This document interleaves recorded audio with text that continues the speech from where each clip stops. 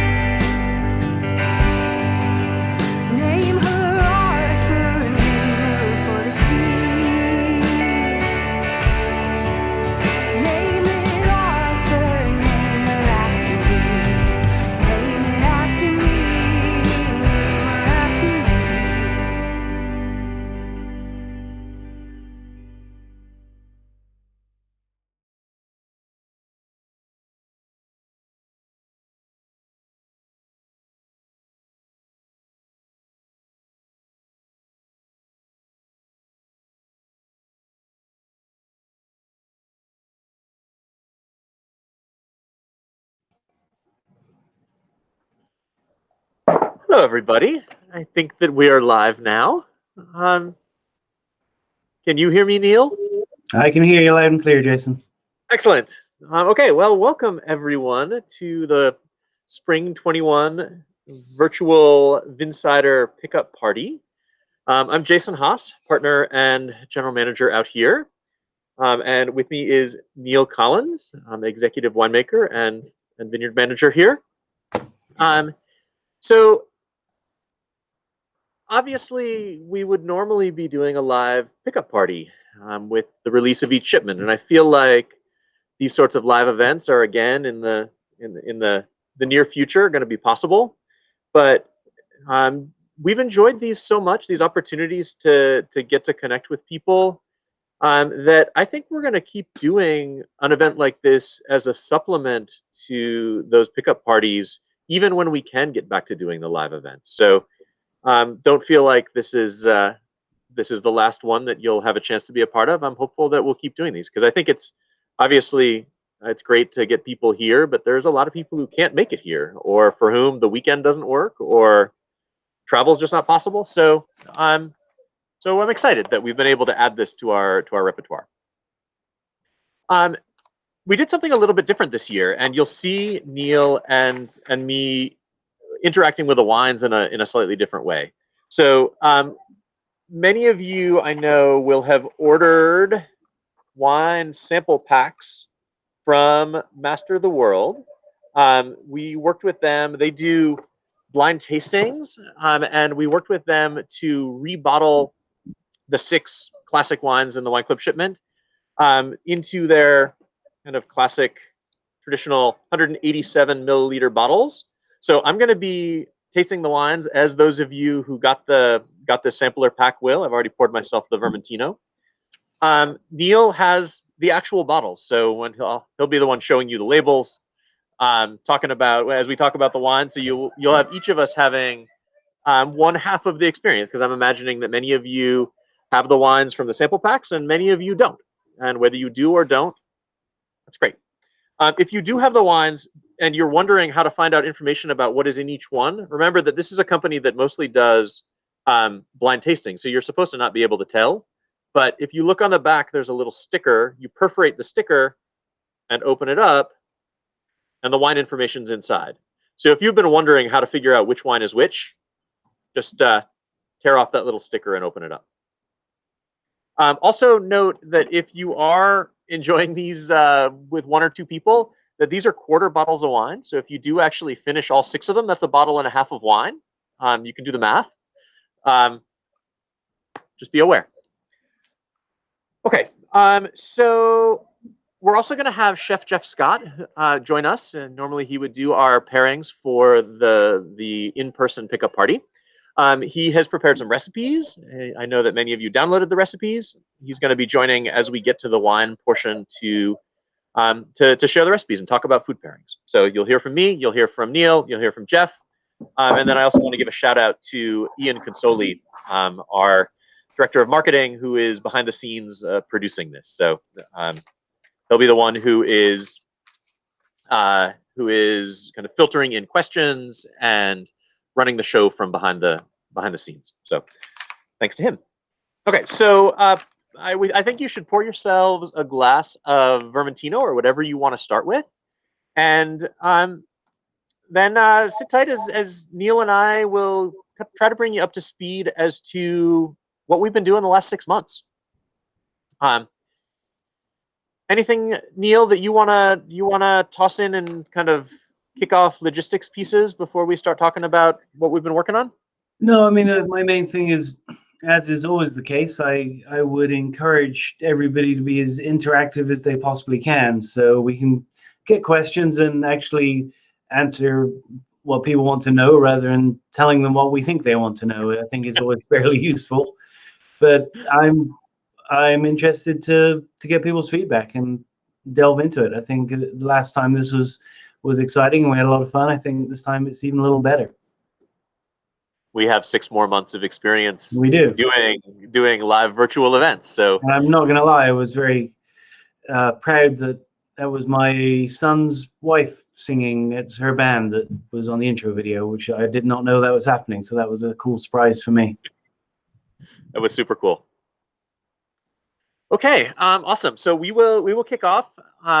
Again, we're gonna go formally through the wines a little bit later in the program, but that does not mean you should not be having a glass to accompany us talking. So, so I want to start off by talking a little bit about what we've been doing in the cellar and in the vineyard over the last 6 months.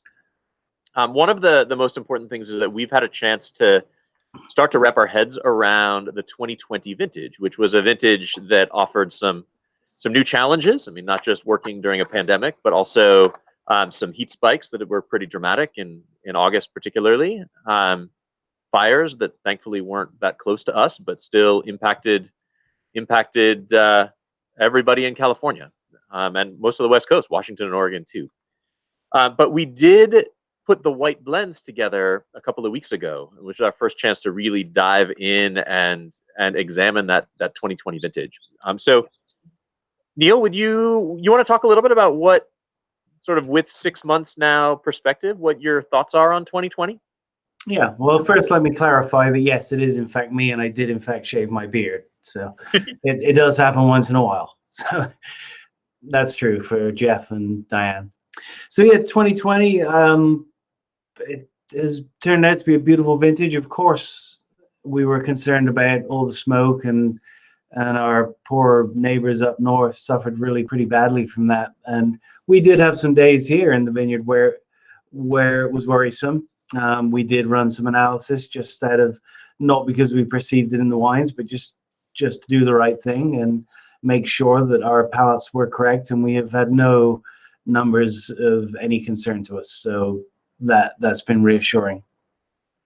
I found, I mean, when we sat down to taste the white, so I think that was the first real time that we'd all sat down with the wines in a lineup. Of course, we're tasting through barrels, and there were a lot of things we're excited about. I mean, I would say I thought the Bourbon was a real shiner for me, last year the color was a little darker than I had anticipated. This year it was beautiful, and the wine itself, which Bourg Blanc being one that I've anticipated and been excited about for a long time for its acidity and getting on the property, so that was exciting. But the reds too. I mean, to start delving into Vaccarès and Sanso and even a sniff of Muscadet was really good fun.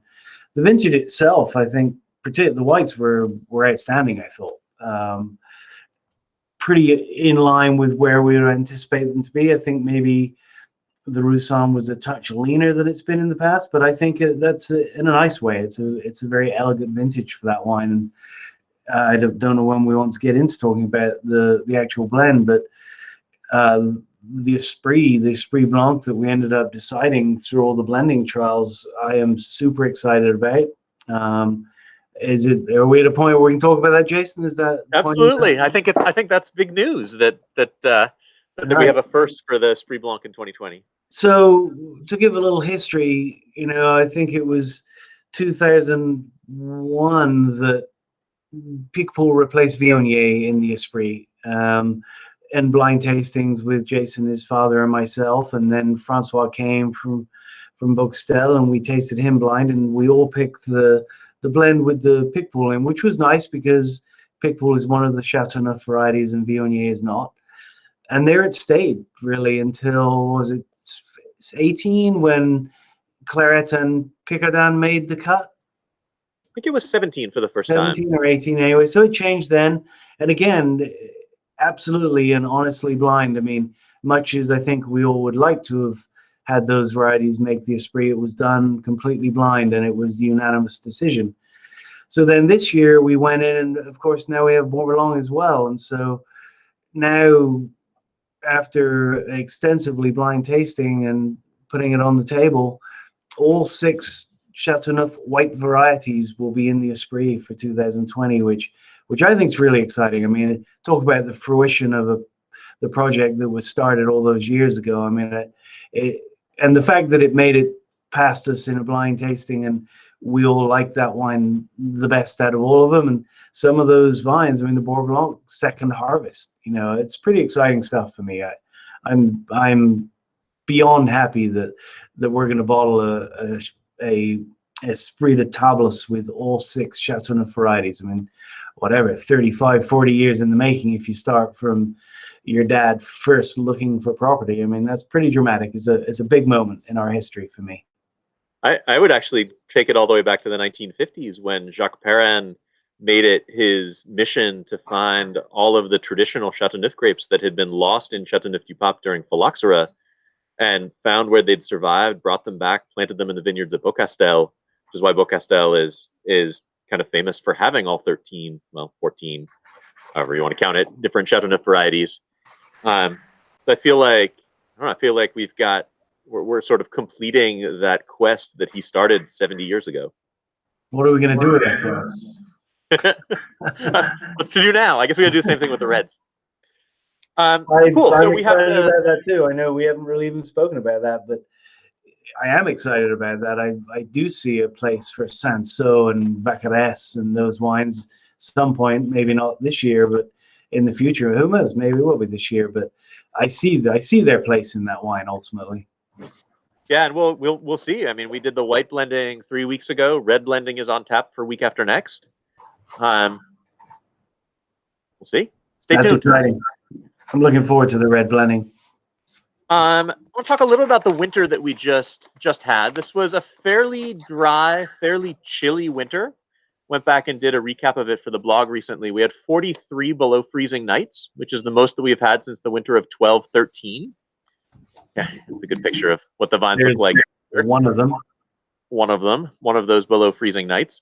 I should clarify that those 43 were not during a time when it was detrimental to us. It was a time when it was actually a better thing for the vines. Now we don't want a freezing night. Last night was cold. All the frost protection went on. Not cold enough to be of damage, but if we have 43 nights freezing now, we're in trouble.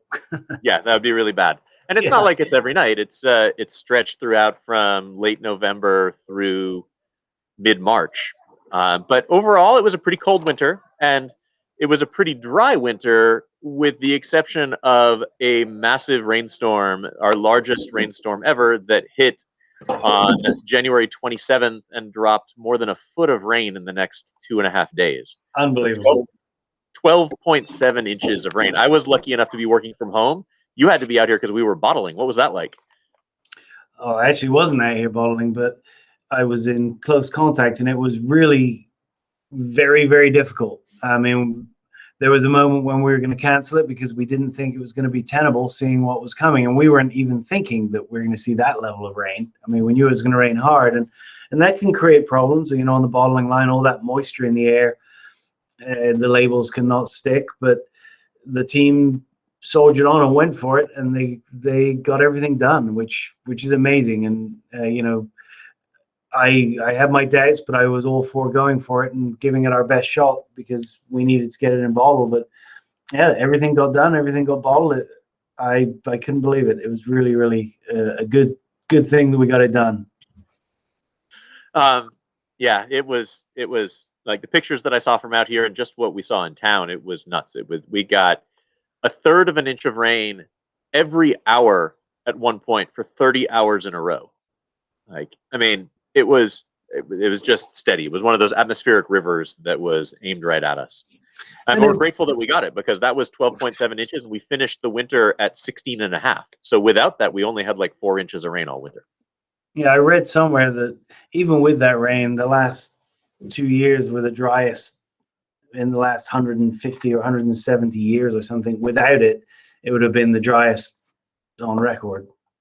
So thank goodness for that 3 days. I mean, it's not how you want to get it all in 3 days, but we'll take it. You know, and the lake still has water in it, and there's still great moisture in the ground. I mean, the ground sucked it up. I mean, there was certainly some runoff and erosion on the roadways, but a lot of the dry farm blocks that I would have been worried for erosion because.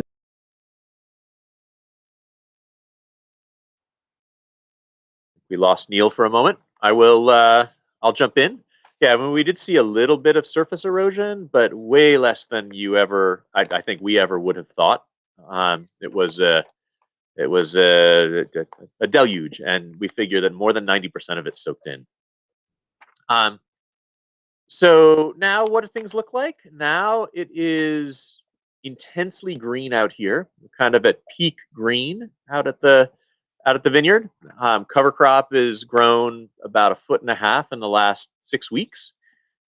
We are about 80% of the way through bud break. Welcome back, Neil. Right. So we are about 80% of the way through bud break.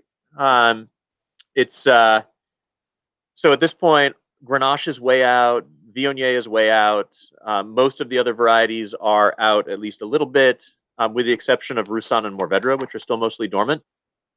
That's cute. That was one of the first Grenache bud break pictures that we found.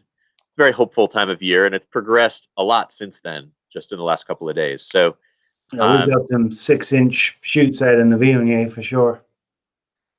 And I did a photo essay, which I posted as a blog last night, just showing how beautiful and green it is. So if you haven't checked that out, it's you want to see some pictures of beautiful green Pasarovals, that's where you find them. So one of the other things that we've been working on is we've been working on planting. Oh yeah, there's an amazing cover crop photo. It's so kind of deep and lush. This feels like the time of year where you walk into the vineyard and you just disappear in that cover crop. So the other thing that we're working on this winter is planting. And that's super exciting because it's been a while since we've planted much new acreage. And we have some of the acreage up on Jewel Ridge, which is all going to be planted, head trained, dry farmed. We've got some acreage with some vineyard blocks on the original estate that we've been regenerating and letting lie fallow the last couple of years. So I think we've got, what do we have, Neil? 15 acres or something going in the ground, either this winter or this spring? It's pushing 20, yeah. Yeah, it's a lot, you know, with all of Jewel Ridge. Jewel Ridge itself is about 15. So, yeah, we're getting up there. That's the old Mourvedre block that was originally planted in 1992 and has been laying fallow for a couple of years, and that will go back to Mourvedre. That doesn't look like that anymore. It's got a thick cover crop, and We put the sheep in for quite a few days before, over the last week, to take the grasses and the cover crop down, and that piece of land is now completely staked on an 8x4 layout, and we'll hopefully get that replanted to more veg in June. So that's pretty exciting. Jewel Ridge has been planted all 100% dry farm on 12x12 to Morvedra, Grenache, some Roussan, and it'll get Counoise also when we get into about June. Actually, no, in May that's going to happen. So that's a super exciting project also. That's a brand new planting on brand new land, never had grapes on it before, and very traditional dry farm on a hill with every exposure you can imagine, very steep, incredible variety of exposure and soils. Like the top of the hill, there's no soil. It's all limestone, and down the bottom is a little deeper limestone clay. It's been an exciting piece for me ever since we purchased that property, whenever that was, and took the walnuts off, and just been sitting there looking at it, waiting for this to happen. And it's super exciting. That's going to be a jewel in the crown of Tablas Creek, in my opinion. And we call it Jewel Ridge, not just because it will be a jewel in the crown, we hope, but it's named after a great old vineyard dog who's buried up there. His name was Jewel. It was the original vineyard dog of Tablas Creek, the Jewel. Yeah. She was a good girl. So good question from Richard. What do the newly planted head train dry farm vines do for water their first year? So we're trying something new out on Jewel Ridge. In our other head train dry farm blocks, we did this basically with buckets. We had these 5-gallon buckets that we drilled a hole in the bottom. We'd fill them up with a water truck and just let them drip out once or twice over the summer. But Neil, you want to talk a little bit about that system that we're trying for the first time? Yeah, I mean, we've done the buckets, which is a traditional thing. We've done a hand watering method where we hoe a well around the vine and go through the water trailer and fill the well with water. And you're hoping only to irrigate, a handful of times over the first couple of years. But we've never planted this much in one go before, and on such a very steep hill too. So Jordy found this system that they use in row cropping, basically, which is a lay flat hose, and you can roll it up when you're done. So rather than put the money into an infrastructure in the ground of all that PVC, which you're going to use for 2 years and then it'll be redundant, we'll be able to roll this system up, and it has a point for an irrigation hose to go on it every 12 feet. We had it custom made for that. We have a pump up at the tanks, and so we can irrigate through a drip irrigation system for the first 2 years. We can roll it up and we can use it in the next planting that we make. So, and it's been working, skeptical as we always are when we try these new ideas.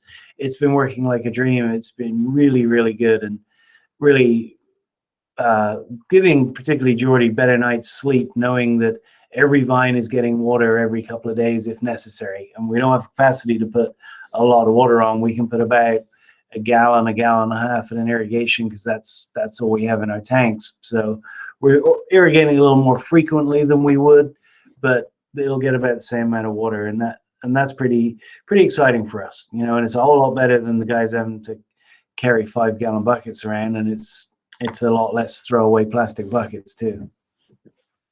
Cool. Okay, I do want to talk a little bit about what we've been doing in the tasting room and what we have planned on going forwards. I know a lot of you have joined us since we were able to reopen our tasting room last June. I guess it's really more accurate to say we reopened our tasting patio.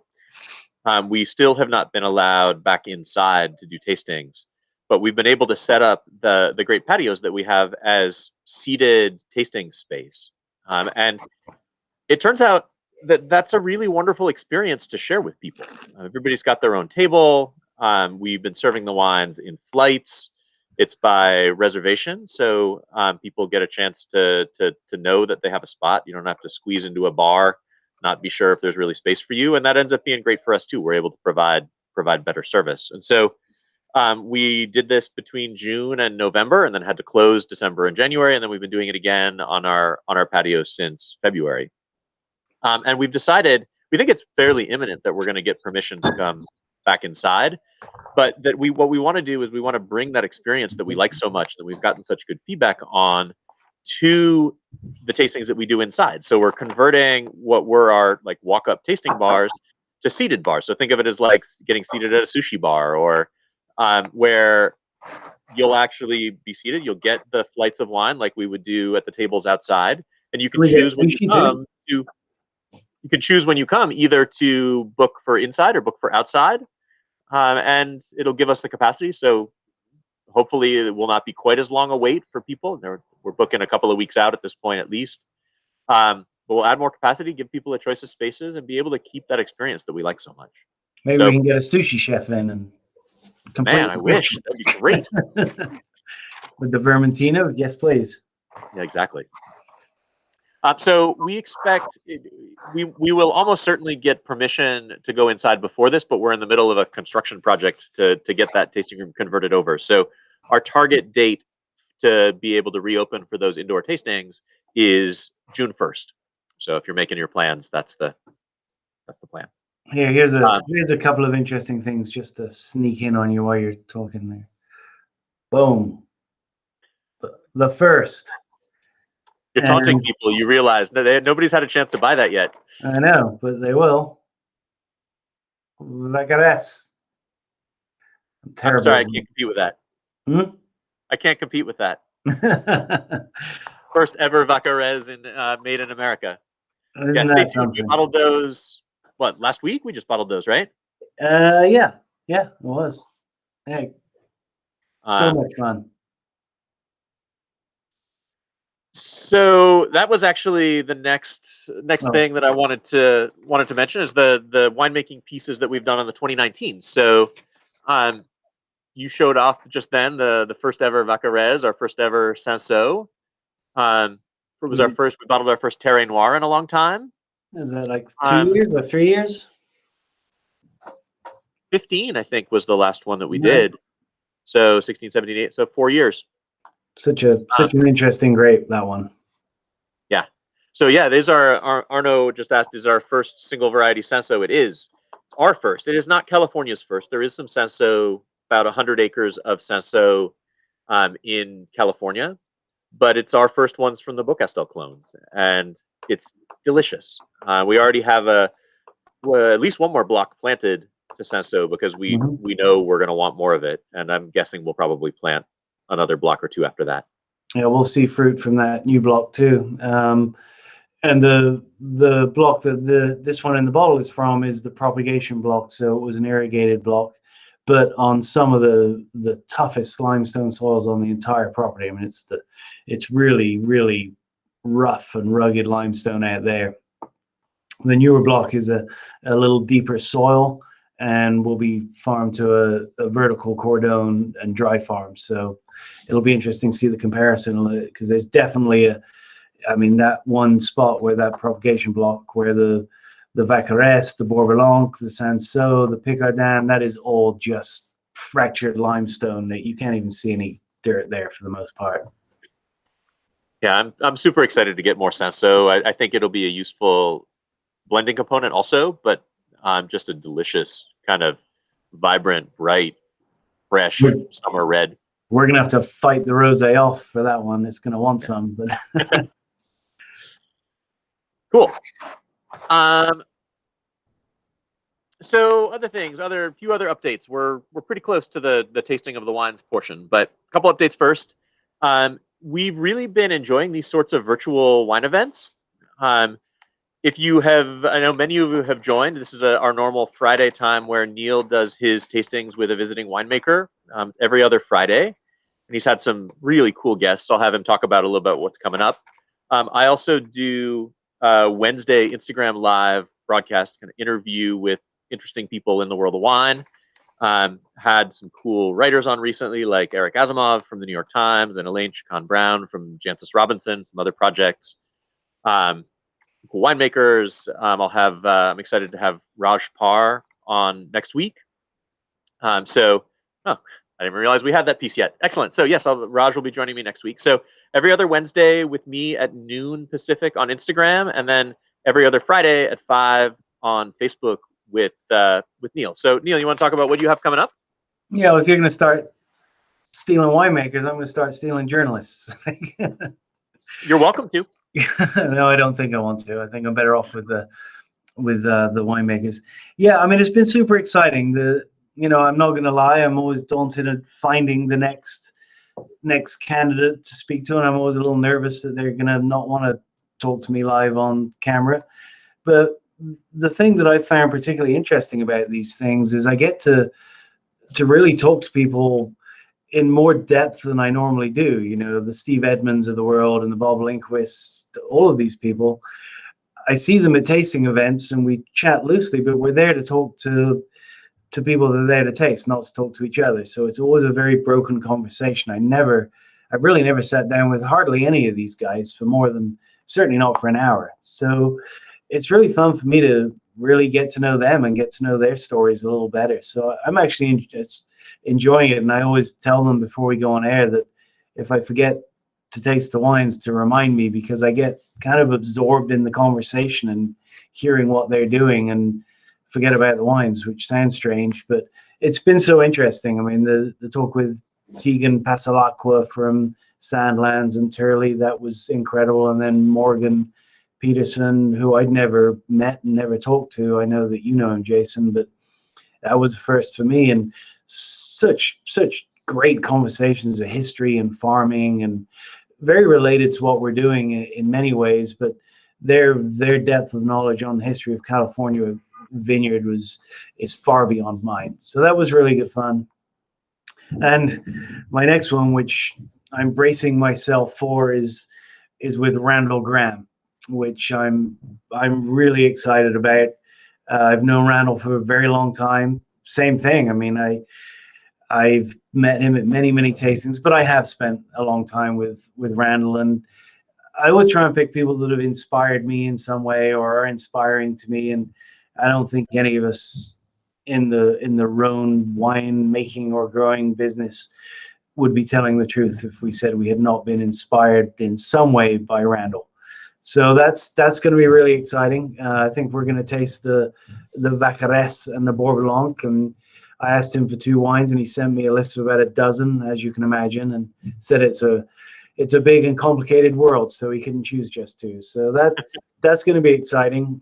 And it's not 100% confirmed yet, but then after Randall is Evan Sadi of Sadi Wines in South Africa, which that's going to be a little mind-blowing for me if I get to speak to him, but he's agreed to do it, and I am thrilled to do that. And it takes us to another realm, you know, to speak with someone from South Africa. And I don't know hardly anything about South Africa and the viticulture and the winemaking practice there. I've never been there. I've only had a limited amount of their wines. So for me, and this is all a bit selfish for me, I'm speaking to people that I really want to pick their brains and learn from. And I'm learning so much. And I'm going to have to go on a world tour when we actually get done with this and visit all these vineyards and vineyard sites, and hearing things about Sonoma from John Priest and some of those Etude vineyards is just mind-boggling. You know, you get so focused on our little world here because I'm so into it that I forget that I need to get out there and go deep into all these people I know and visit into their vineyards and their winemaking. It's exciting. If no one else has gained a lot from this, I have. I'm watching yours, so I'm getting stuff out of it too, and I'm excited for Randall. That should be a fun conversation. Yeah. Oh gosh. Yeah. I'm gonna have to brace myself and try and keep up on that one for sure. You may have seen that we've had a pretty good run of press out there. We were honored to have wines in the year-end top 100 lists of Wine Enthusiast and Wine and Spirits and Bloomberg. I'm even prouder that the regenerative organic certification, which we've been working on for the last couple of years and which we finally got announced in August, has turned into a real story. I mean, there's been features in Wine Spectator, Wine and Spirits, Food and Wine, Forbes. I think the Wine Spectator is going to have an Earth Day related piece that'll be published this weekend, which will go into more depth into the regenerative organic piece. So keep your eyes out for that. I think it's going to be a free access piece on the Wine Spectator website. So we will certainly share it when it's published. And then something else fun while you're there, while you're on the Wine Spectator website, check out the Winery Dogs section, because Bjorn and Adelita are guardian there they are. They were one of the winery dogs that they featured in their recent Winery Dogs piece, which was this photo, which is pretty adorable.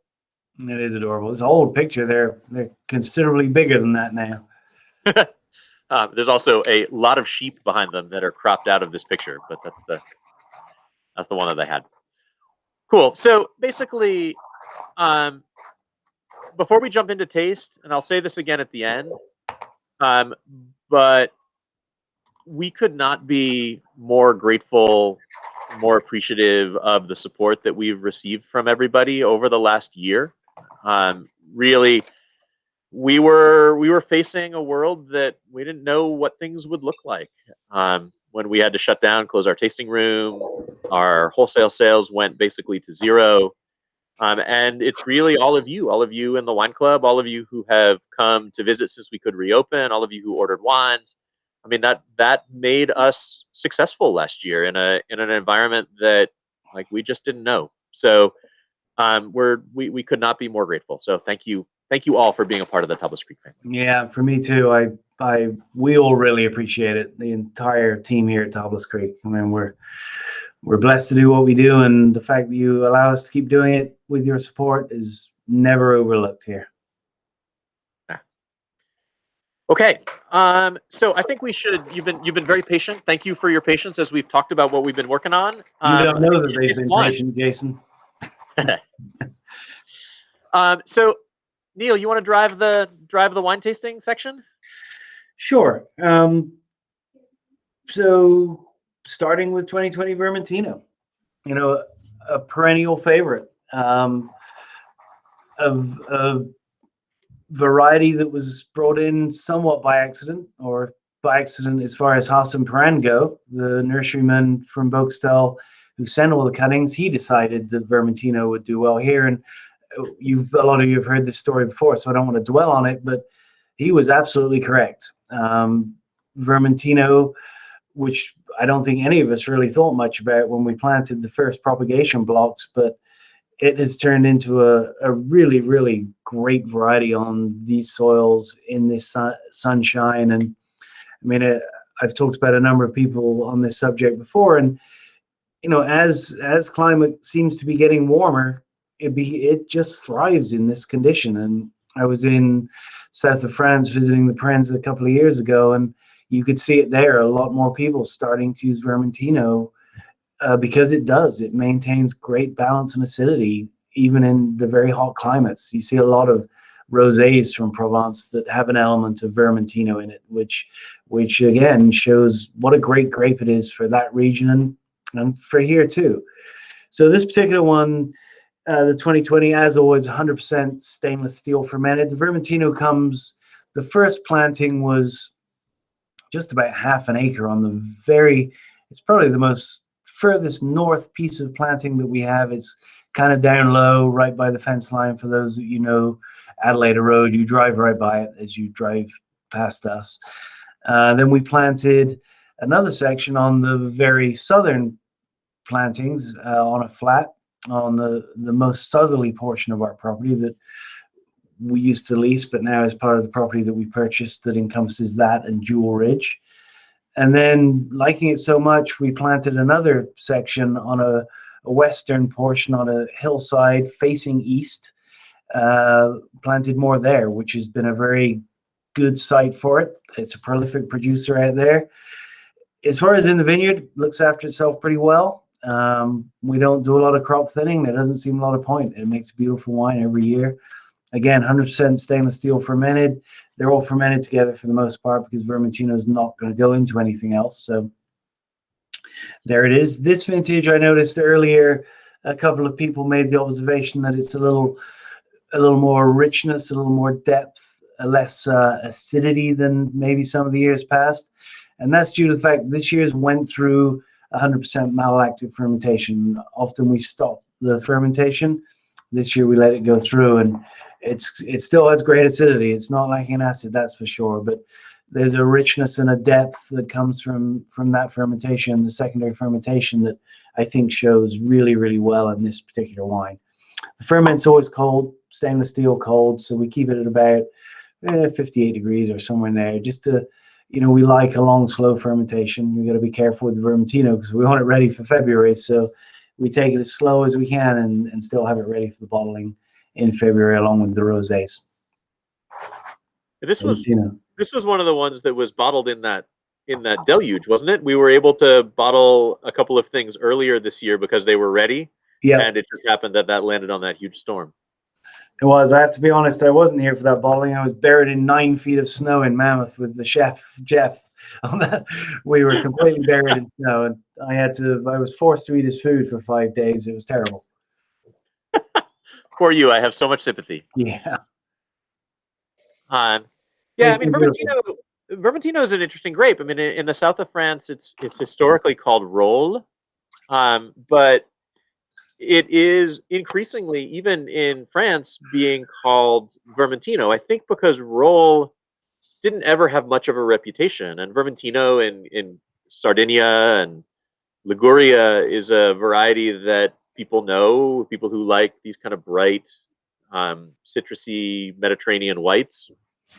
And so now you're hearing even the French say Vermentino in their French accent. It's hard for them. Well, those of you that were on the cruise, the last cruise that we did, we went to Sardinia and tasted the Vermentinos there, and I think we're pretty proud, and Jason will remember this better than I, but we entered I think it was our 17 or 18 Vermentino into a Sardinian Vermentino tasting, I guess, and we came out, we showed really, really well, which I think we were third or some such thing in there. Yeah, there were 100. It was the first international Vermentino competition that was held in Sardinia, of course, because that's where most of the Vermentino in Italy is grown. And there were 190 Vermentinos. I think probably 2/3 of them were Italian, and the others from around the world. And ours was one of 5 that got the top medal, and the only one that was not from Sardinia. So pretty exciting. Yes, it's some awards just feel really good, and that was one. Yeah, we don't enter a lot of wine competitions, but that one we were like, yeah, okay, fine, sure, we'll try it. Like, let's see how we stack up. We didn't expect that result, that's for sure. It was pretty cool. Shows a great level of honesty in that competition. Cool. Okay, so let's move on to the Roussanne. 2019 Roussanne. Now, I hadn't tasted this for a while. I tasted it earlier, and as always for us, the Roussanne is, unlike Vermentino, which is so easy, the Roussanne is very, very difficult in the vineyard. It's all over the vineyard. We have it in pretty much every section of the vineyard. There's a little bit of Roussanne, but again, a large part of it is on the very southern flat, and the oldest portion is on the very northern plot. And it ripens so unevenly, and we take great pains to pick only as it ripens. So we'll pick each block often multiple times, just selecting the clusters that are golden and are ripe and not the green ones, and trying to get the right balance there and bring it into the cellar. Roussanne, of all the wines we make, is the wine that sees more new oak than anything else. Any new barrels we get for whites, the Roussanne tends to go into those barrels and ferment in those barrels, and will age on its lees in there. We also make Roussanne in Foudre, 1,200-gallon wooden tanks, and multiple different sizes of barrels, and in stainless steel. So it's made in everything that we use here, and then we do the blind tastings and blendings 2 weeks ago or whenever that was. 19 for me, I had been saying earlier that the 20 was so elegant. There's a great elegance to this wine too. I mean, the oak is certainly apparent in its texture.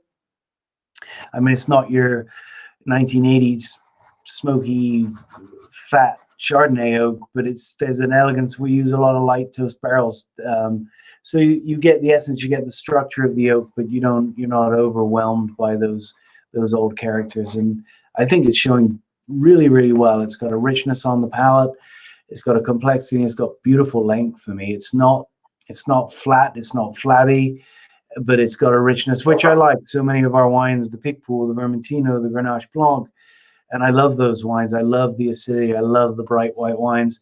This one brings to the table a real depth that I think is a nice thing to have in our lineup. When you're in your cellar looking for something for a certain food, this is going to fill the spot that a Vermentino or a Picpoul will not fill.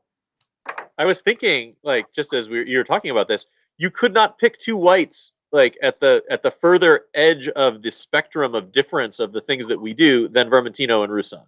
No, You basically have Vermentino, which is as bright and zesty and just like high-toned as anything that we do, and then the Roussanne, which is the deepest, richest, longest-lived, latest ripening white that we do, that sees the most barrel treatment. I mean, we're kind of setting the edges here of the diversity of what we make. It's very true, and I mean, it's always important to remember that one of the beauties of this grape really is its longevity and what it'll do with some age and how it will age with the Esprit also. I mean, it's dramatic how well those wines are aging and showing. I mean, it shows great when it's young, but it shines as it gets older for sure.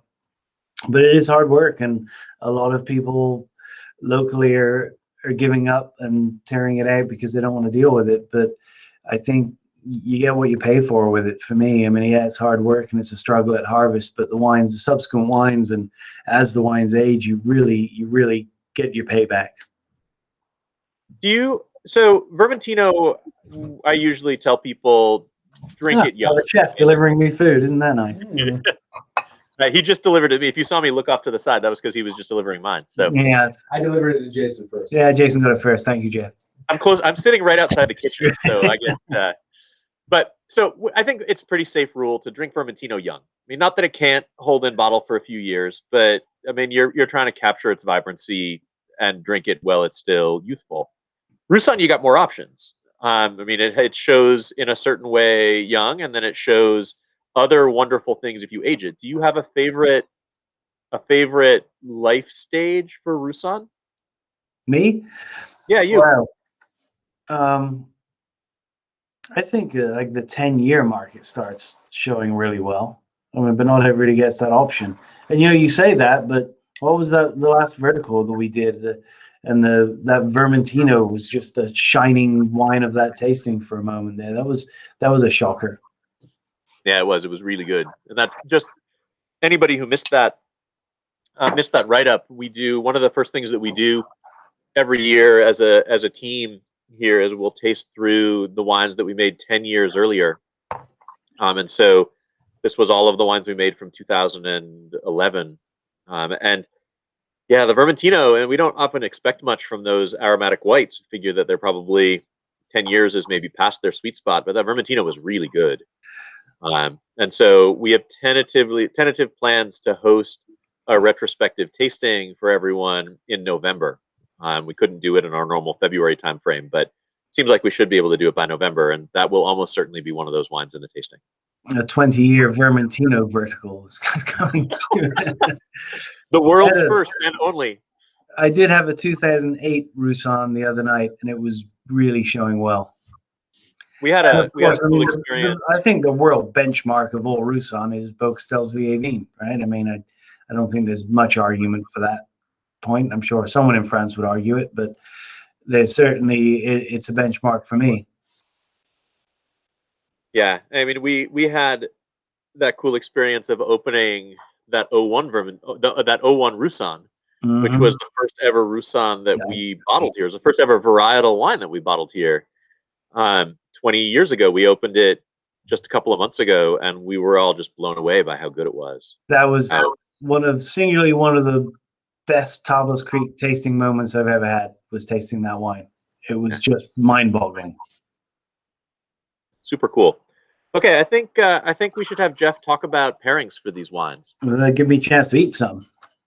That might have possibly been one of my ulterior motives. Hey guys, Jeff. How are you? Jeff. Excellent. Nice to see you today.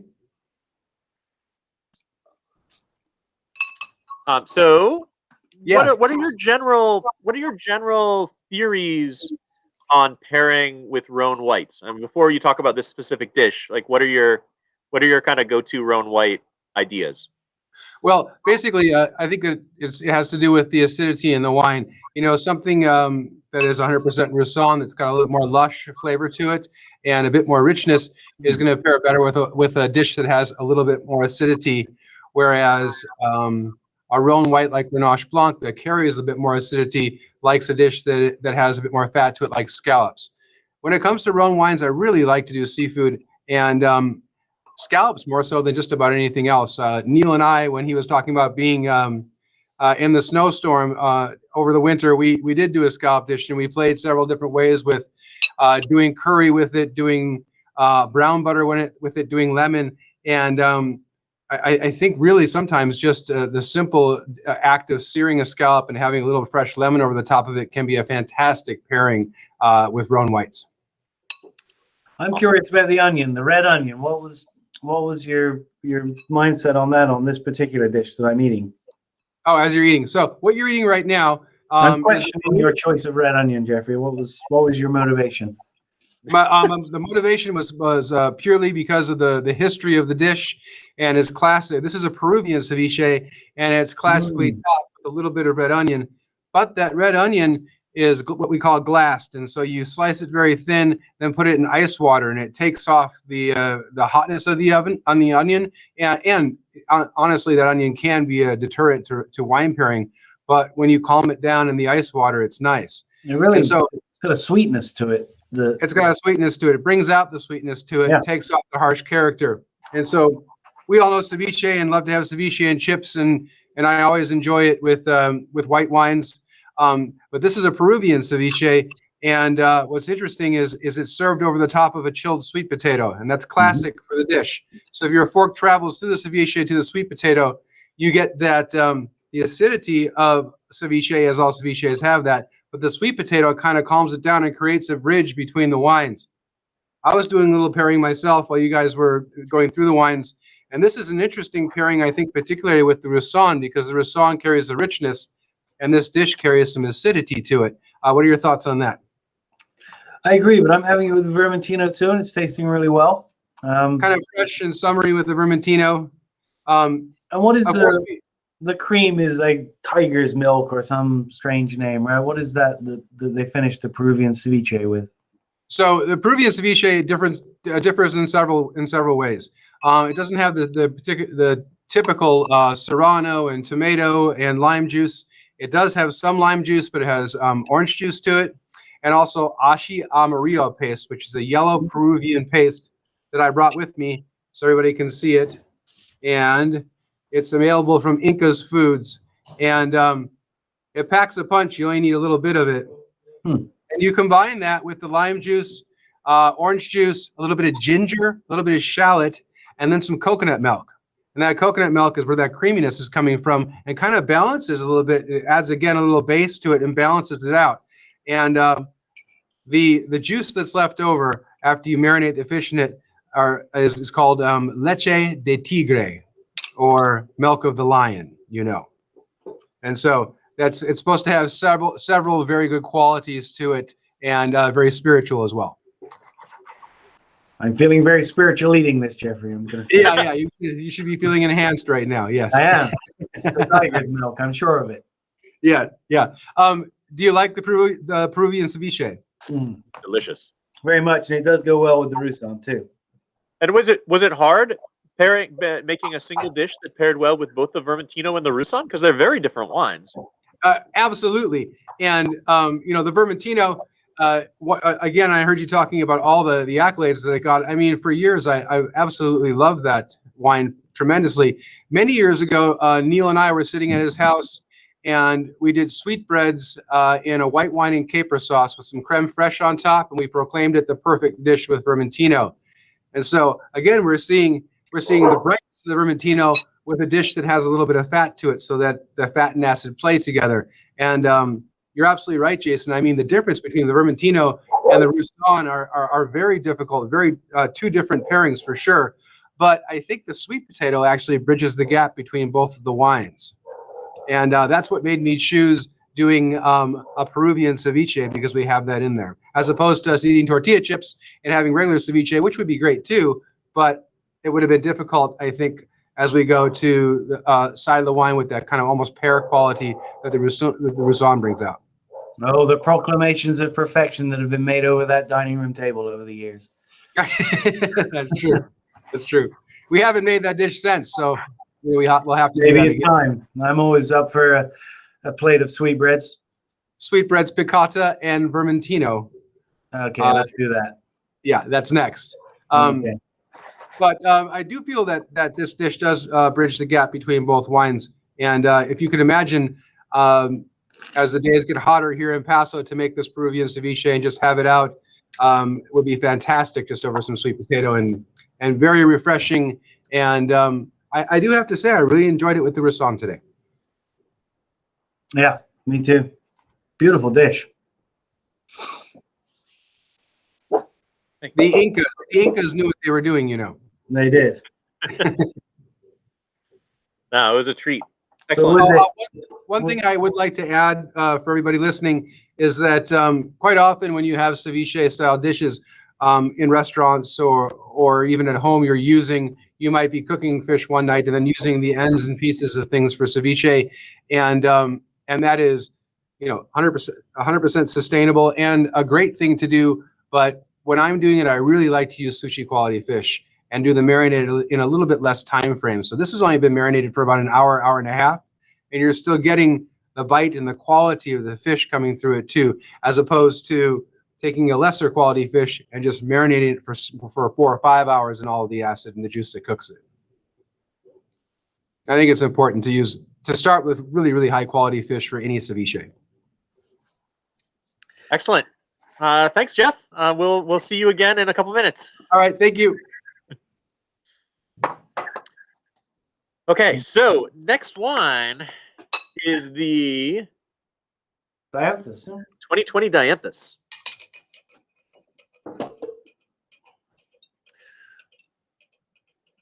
So we make 2 rosés, and yeah, you can see Neil's show you the label. See the color. It's a fairly deeply colored rosé, and it's quite different than the Patelin de Table rosé, which is a much more traditional kind of Provençal style. I think of the Dianthus as being kind of a hybrid between the traditions in Bandol, which would lead with Mourvedre, and Tavel, which is led by Grenache, but has a little more skin time and skin contact and a little more bite to it. So if you're familiar with those traditions, think of this as like a hybrid. I don't know. How do you think about these, Neil? I'm not going to disagree with you on that. I mean, I'd always kind of thought of it originally as a Bandol style because we chose to lead with Mourvedre, but it does lean towards a Tavel style. I mean, for those that don't know, Tavel being a largely rosé appellation, not 100%, but it used to be pretty much 100%, but definitely Grenache led. And the first Dianthus was 1999, 80 cases, and it's continued ever since. On this one, I should give some credit where credit's due. Chelsea Franchi, who most of you know well, Chelsea's been with us for a long time. She was on maternity leave in 2020, and Amanda stepped up and took charge of this. And Amanda's been at Talbot's Creek for a long time. She's been working in the cellar for I'm not sure how many years, probably 5 or 6 years now. So she stepped into the role of rosé maker, which is not an easy role, and it was very stressful for her, and it was quite a challenge. But I think she did an excellent job. And of course, she had the backup of all of us in the cellar, and she had Chelsea on the phone if she needed. But she did great work, and I think as a rosé, this one shines. I like the Dianthus for a bit more weight than the Patelin. The Patelin's a little easier, a little more maybe aperitif friendly, shall we say, though of course all rosé is great with food. Dianthus likes food. It likes to be paired with food. That's where it shines to me, is on the table with a meal.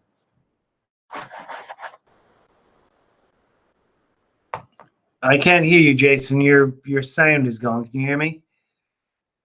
There Sorry, you go. I had You're back. muted my mic because Sadie, my dog, who you probably see wandering around in the background, decided that something urgent was happening that she needed to bark at right next to me. So, um, Sadie doing work. yeah, she thinks she's actually a working dog. She's not. So I think a useful way to think of rosés is you can think of them as being made kind of as in the style of white wines. I mean, most Provence rosés are made with very little time on the skins. It's basically the juice, the pulp of the grapes that's made into the wine. And our Patalan rosé is like that. I mean, that's basically mostly direct press, mostly Grenache, very little impact from the skins, just a little hint for color, a little hint for just the tiniest little bit of that kind of like tannic bite to it. But you can also have rosés that are made more in kind of a red wine style, and I think the Dianthus is more of kind of a red wine style rosé in the way that Tavel I always think of as a red wine style rosé. It's generally a little bit riper than the Provence style rosés, but to balance the weight that you get from that ripeness, you leave it on the skins a little longer, so you get a little more of that the bite from the skin. So it's always making sure that the two are in balance with one another. You wouldn't want to make very pale Provence style rosé from grapes of the ripeness that you get in the Dianthus. I mean, and vice versa, you wouldn't want to leave a Provence rosé on the skins for 24 to 36 hours like this would be, because then the tannins would be out of balance with the lushness of the wine. So this is more in that kind of red wine style for me. I mean, I think that, I don't know as a fact, but if you look at that style of making a rosé of the Dianthus is known as a saignée. It's a bleed. So you bleed some of the juice out of a red fermenter, and I think that stems from a desire, particularly in Burgundy, where you have the Vin Gris, where you were pulling some juice off early to intensify the red wines that subsequently came from that fermenter. And then you had this juice, so you made Vin Gris, and everyone enjoyed it in the springtime, and it became a great byproduct of that saignée of the red fermenters.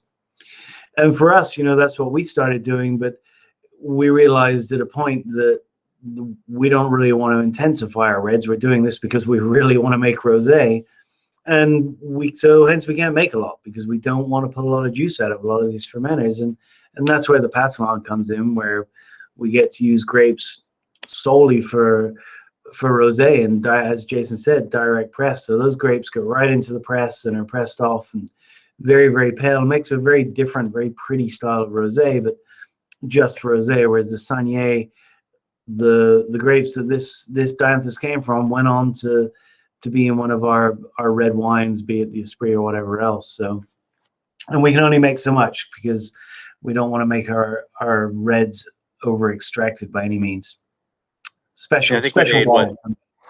We made what, like 1,300 cases or something? Not a lot. Yeah. I mean, no, it's not a lot, but I'm very fond of it. I love it as it's fun. Rosé in itself is just such a versatile food wine.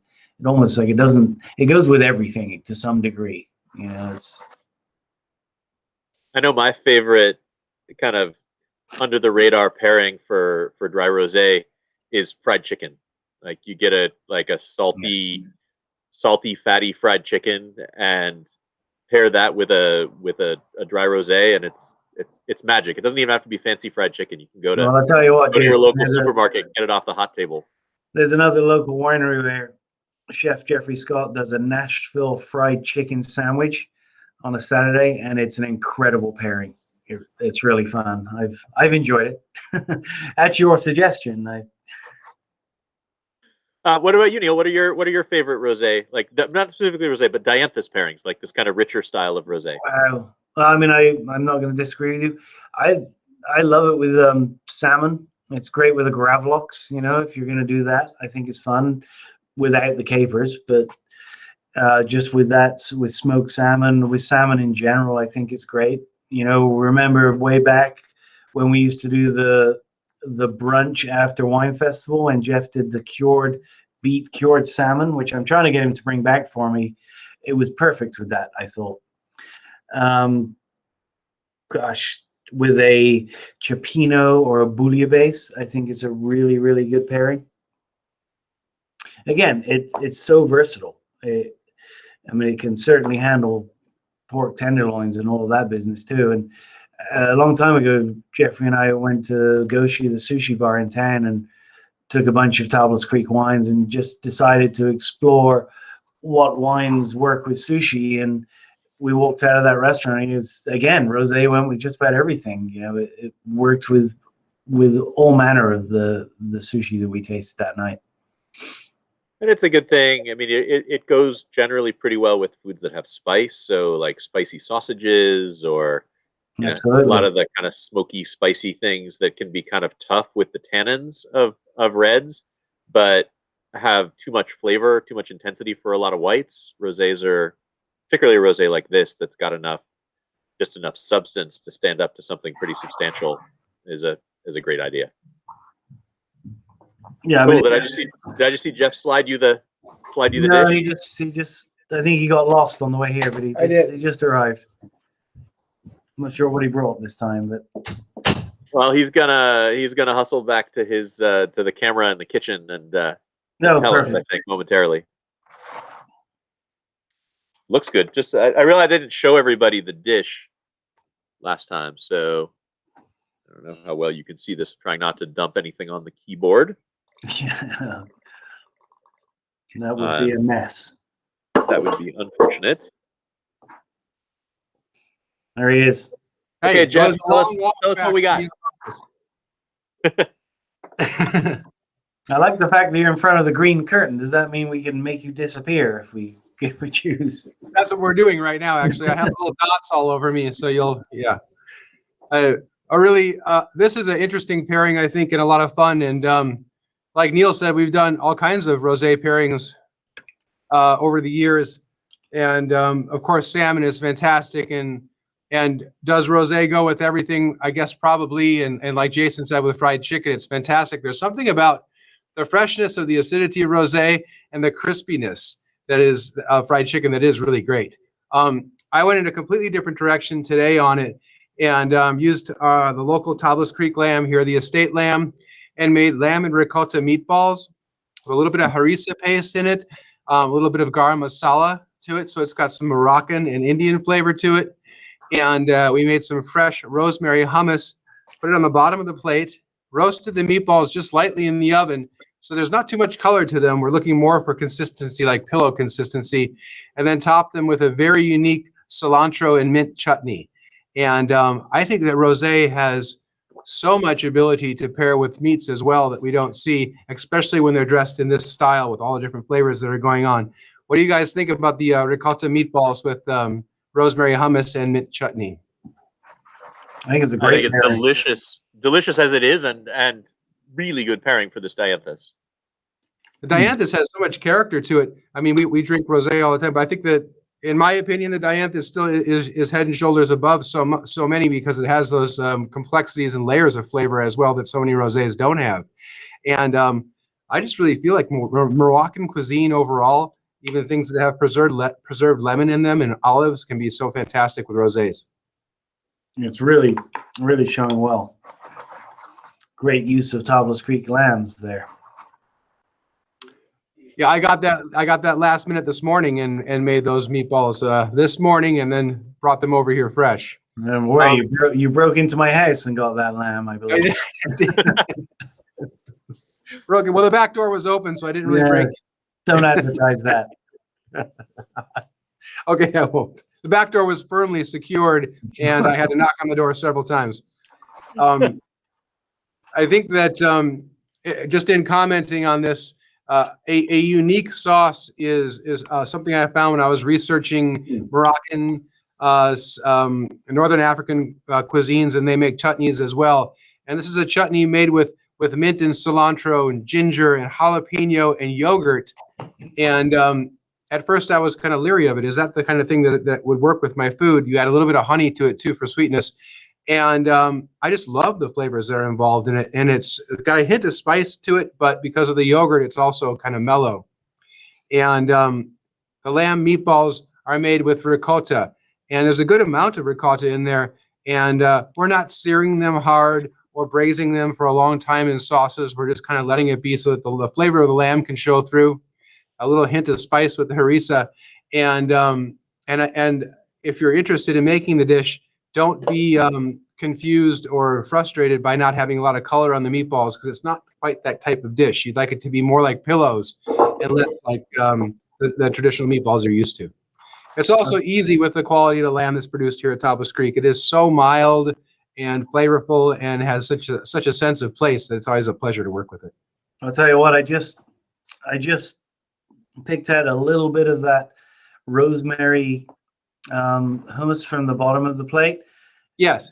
And that by itself with the Dianthus is a beautiful pairing. That softness and the rosemary, it makes that shine. I mean, that's a great pairing even by itself. A bowl of that and some toasted pizza. If you can't find Tablas Creek lamb in someone's kitchen when they're not home. No, it's a great part of living here in Paso to be able to use the local products that are available in people's kitchens when they're not home. That's for sure. I love the rosemary hummus, and I have used it for. This is a funny story, but for about 18 years, I've infused rosemary into hummus, and I was working at Patina restaurants in Los Angeles many years ago, and was working at the cold station, doing salad station, because I wasn't allowed to touch the saute pans yet. And I was working with a gal, and she said, I love the flavor of rosemary, and I don't know what to do with it, but I put some into this hummus that we just made. And she served it actually with Korean style tacos. So the bulgogi style beef that's marinated long, and we did that as a little amuse bouche. And it really struck me as it was incredibly creative of her to do that. And it's amazing how you'll come across people in your culinary career, and that stuck with me for 18 years. I always find a place for it. But I thought, again, the Dianthus was perfect for the rosemary hummus. Yeah, So, that rosemary aroma is really, really good with that wine. It's a great wine. What a great dish. I love I don't eat as much of that Tablas Creek, maybe because there's never any left in my freezer, but I don't eat as much as I'd like to. You don't eat much. That mellow, mild flavor is a really interesting thing, and it comes from the fact that they're hair sheep, not wool sheep, and there's a lot of lanolin in the wool of the wool sheep that gets itself into that fat of the lamb, and that's what gives it the pungent flavor that so many of the America particularly don't like. It's popular in New Zealand, England, Australia, but with the hair sheep we have here, they don't have that level of lanolin in the fat, and it makes for a much milder meat. The number of people that have told me they don't like lamb, and I've served them the lamb from here. Almost everyone that says they don't like lamb, you serve them this stuff, and they enjoy it. Isn't that the fantastic? ones who do like lamb like it even more. Exactly. Yeah. Clean. So we got a clean. question. We got a question from Lacey asking what Dianthus means. So there's a little bit of a story behind this. For a long time, we just made one rosé, and we called it Tablas Creek Rosé. I mean, that was the rosé all the way back to 1999 when it was my mom, right? Before I was out here, but it was her idea to make a rosé, at least according to the story that I've heard.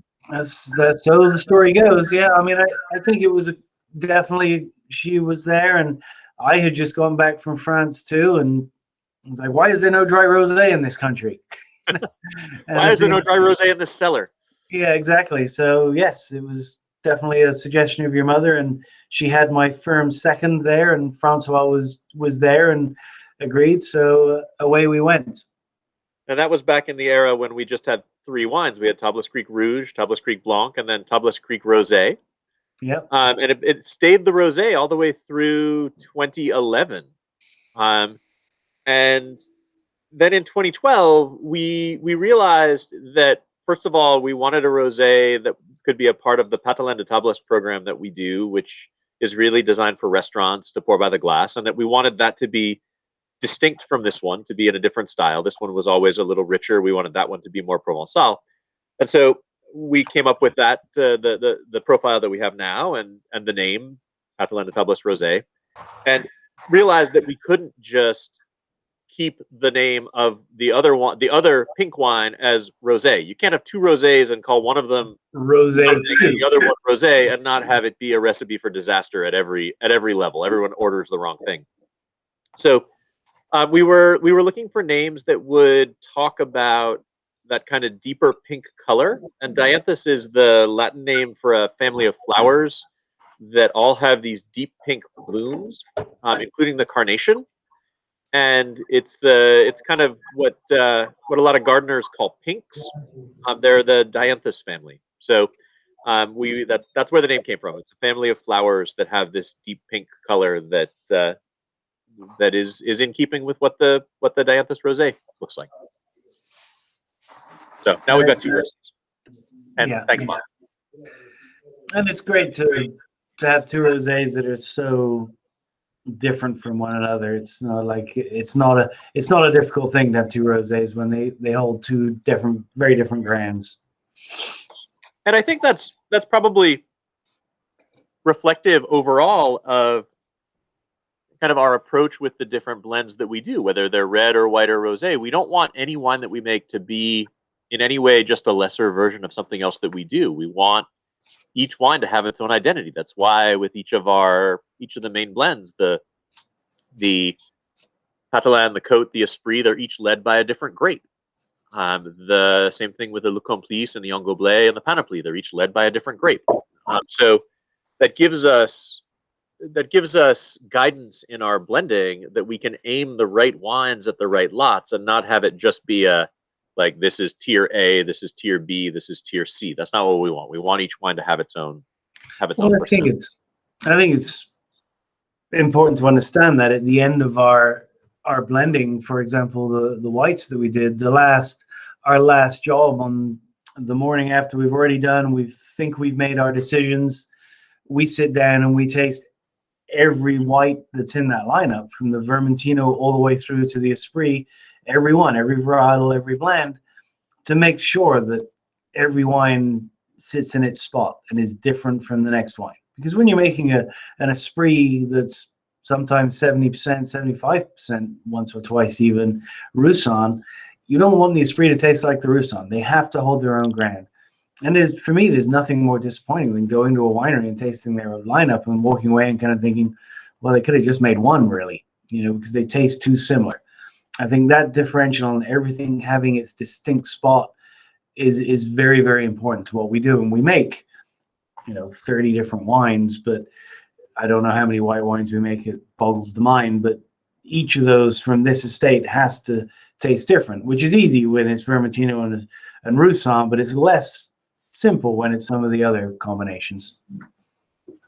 Cool. Okay, let's use that as a segue into the reds. And this is going to be a big leap, because we're going straight from Dianthus to Tannat.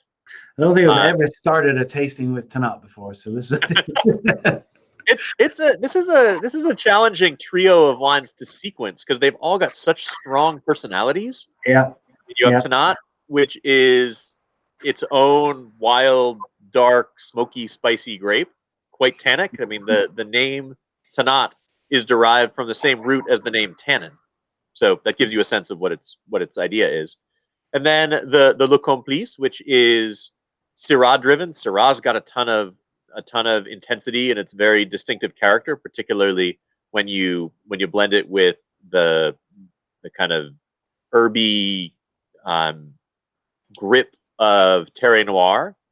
And then Panoply. Like, you can't really do anything after the Panoply because it's so lush and rich and intense. But at the same time, again, I'm not sure. I'm like Neil. I'm not sure I've ever started a tasting with Tannat before, but nevertheless, that's what we're doing. So if you need to take a bite of food in between each of these wines, it's not a terrible idea. They are all very strongly, they do all have strong personalities. So with that as the introduction, what should people know about Tannat, Neil? Well, probably the first thing they should know is that, like Vermintino, it was not the idea of Haas to bring it to Pass Robles. It was that rogue nursery guy, Didier Gilibert, who decided to do that. And again, you can't fault him on his choice. He chose a great varietal for this property. It grows flawlessly. It suffers frost well. It suffers heat well. It produces well. I mean, Tannat, which is traditionally from southwest of France, the Mataran and the foot of the Pyrenees, notorious, as Jason mentioned, notorious for its really, really aggressive tannins. There's a system in the wine business called microbrûlage, which is micro-oxygenation, that was basically invented to bring down the tannins of Tannat.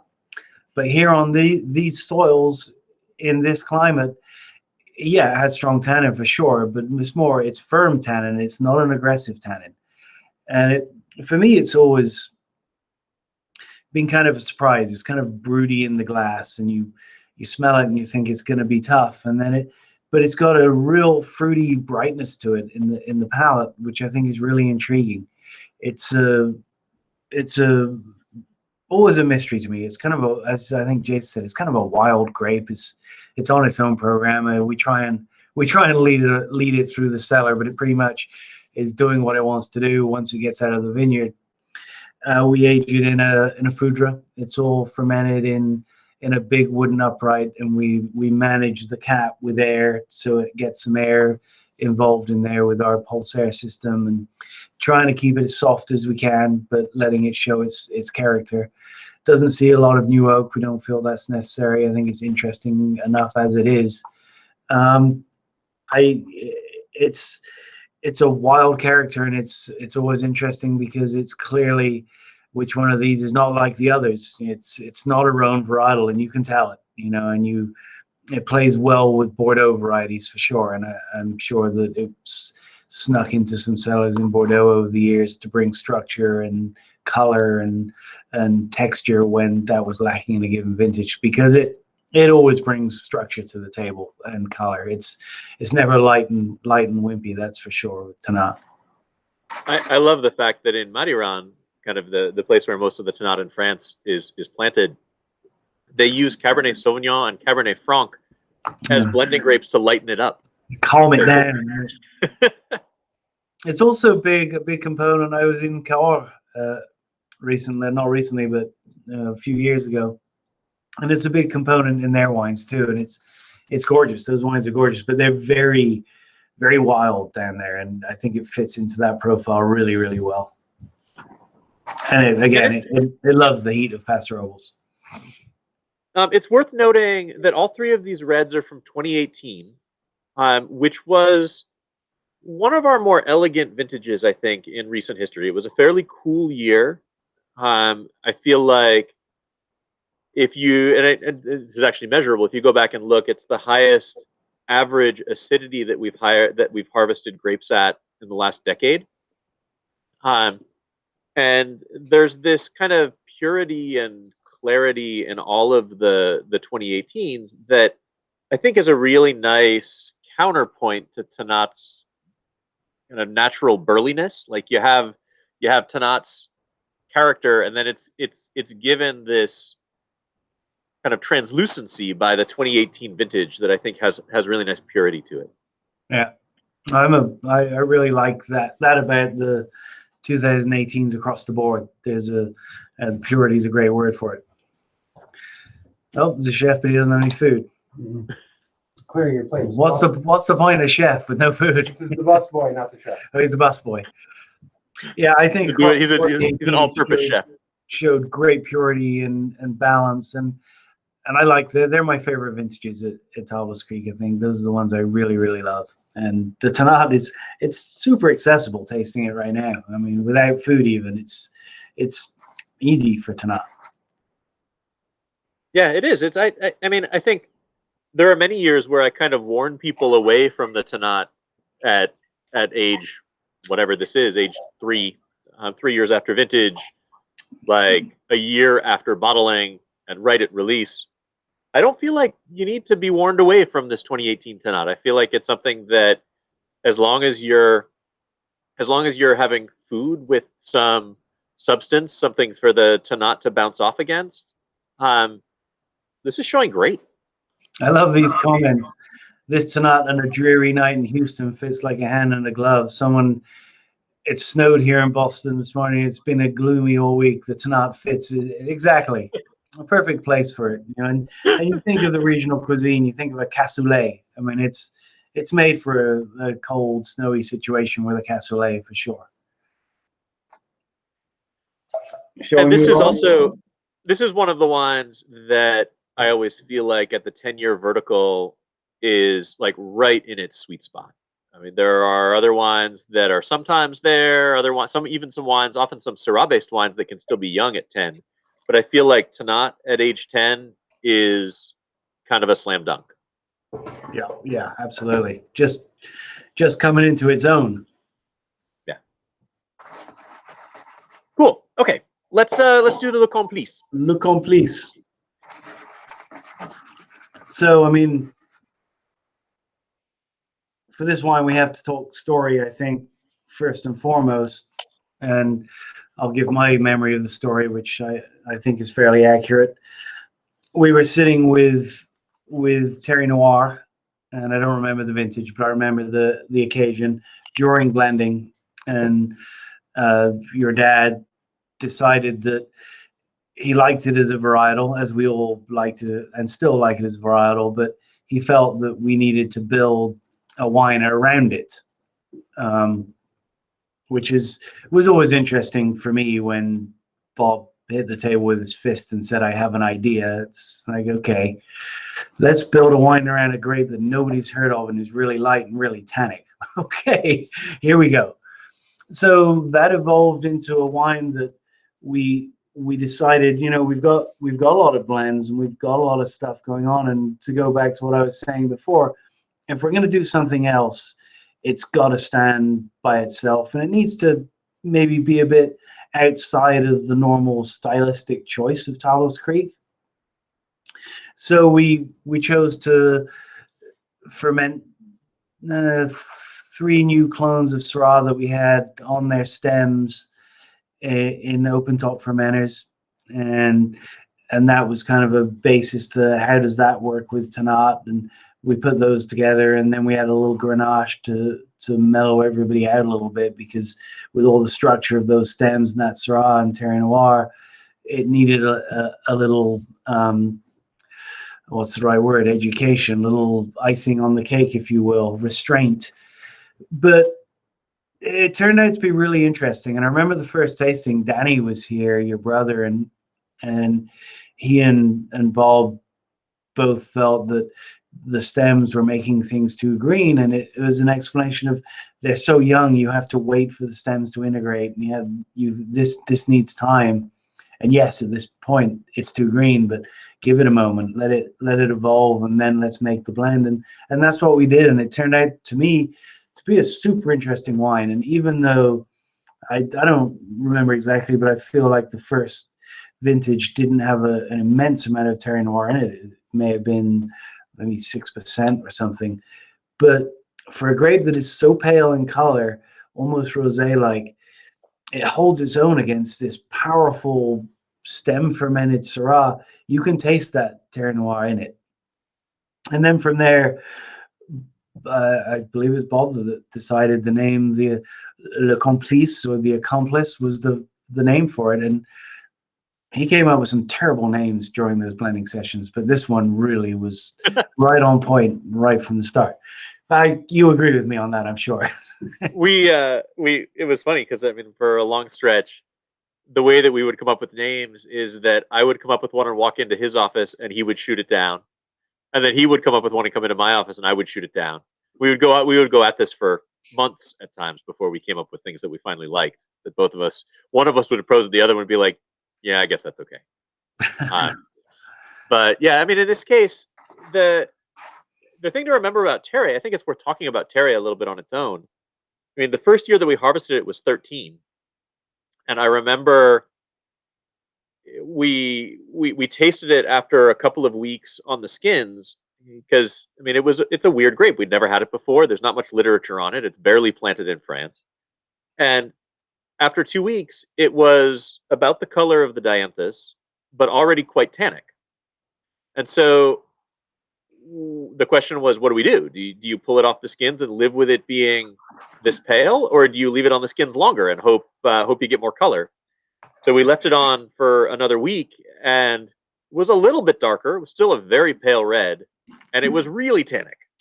And so we've tried to wrap our heads around what that means. That kind of herby, grippy, spicy, high acid character in a red. What does it need? And so matching it up with Syrah that is always dark, has some nice spice to it. When it's fermented with skins, it has some nice herbiness to it, but it tends to be low in acid.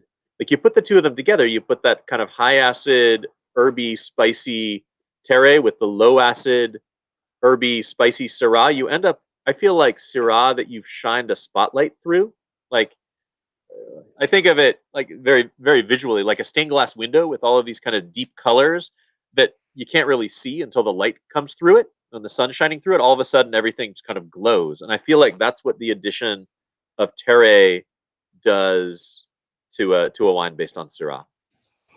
And I've definitely, when we're tasting that first Terre Noir out of barrel, when we pull, you dip your thief into the barrel and you pull it out, and just looking at it, for me, it was like, oh no, what are we gonna do with this? And then putting it in the glass and tasting it and thinking you're gonna taste something remotely rosé like, yet tasting something that's so structured and has so much texture, and it's like it just didn't make sense at first. But I remained kind of a fan of it by itself. I mean, I think you go back to Jacques Perrin bringing these old varieties back. I think us continuing to carry that flag is pretty important. And having a wine like this, which, I mean, people are making pretty hip wines trying to make something like this varietal out of things that aren't this varietal, So I've remained a big fan of it, and I think it fits in this wine really, really well. And tasting this today, it's a wonderful vintage for it. And this is aged in neutral wood, of course, as always, but all in wood. A lot of pungence and the graphite characters to it. And it does, I mean, it steps, one of the things I mentioned earlier is we tried to make something that stepped outside of the typical Tables Creek style. We kind of failed with that goal in that it fits right into that Tables Creek style, but in a very different way.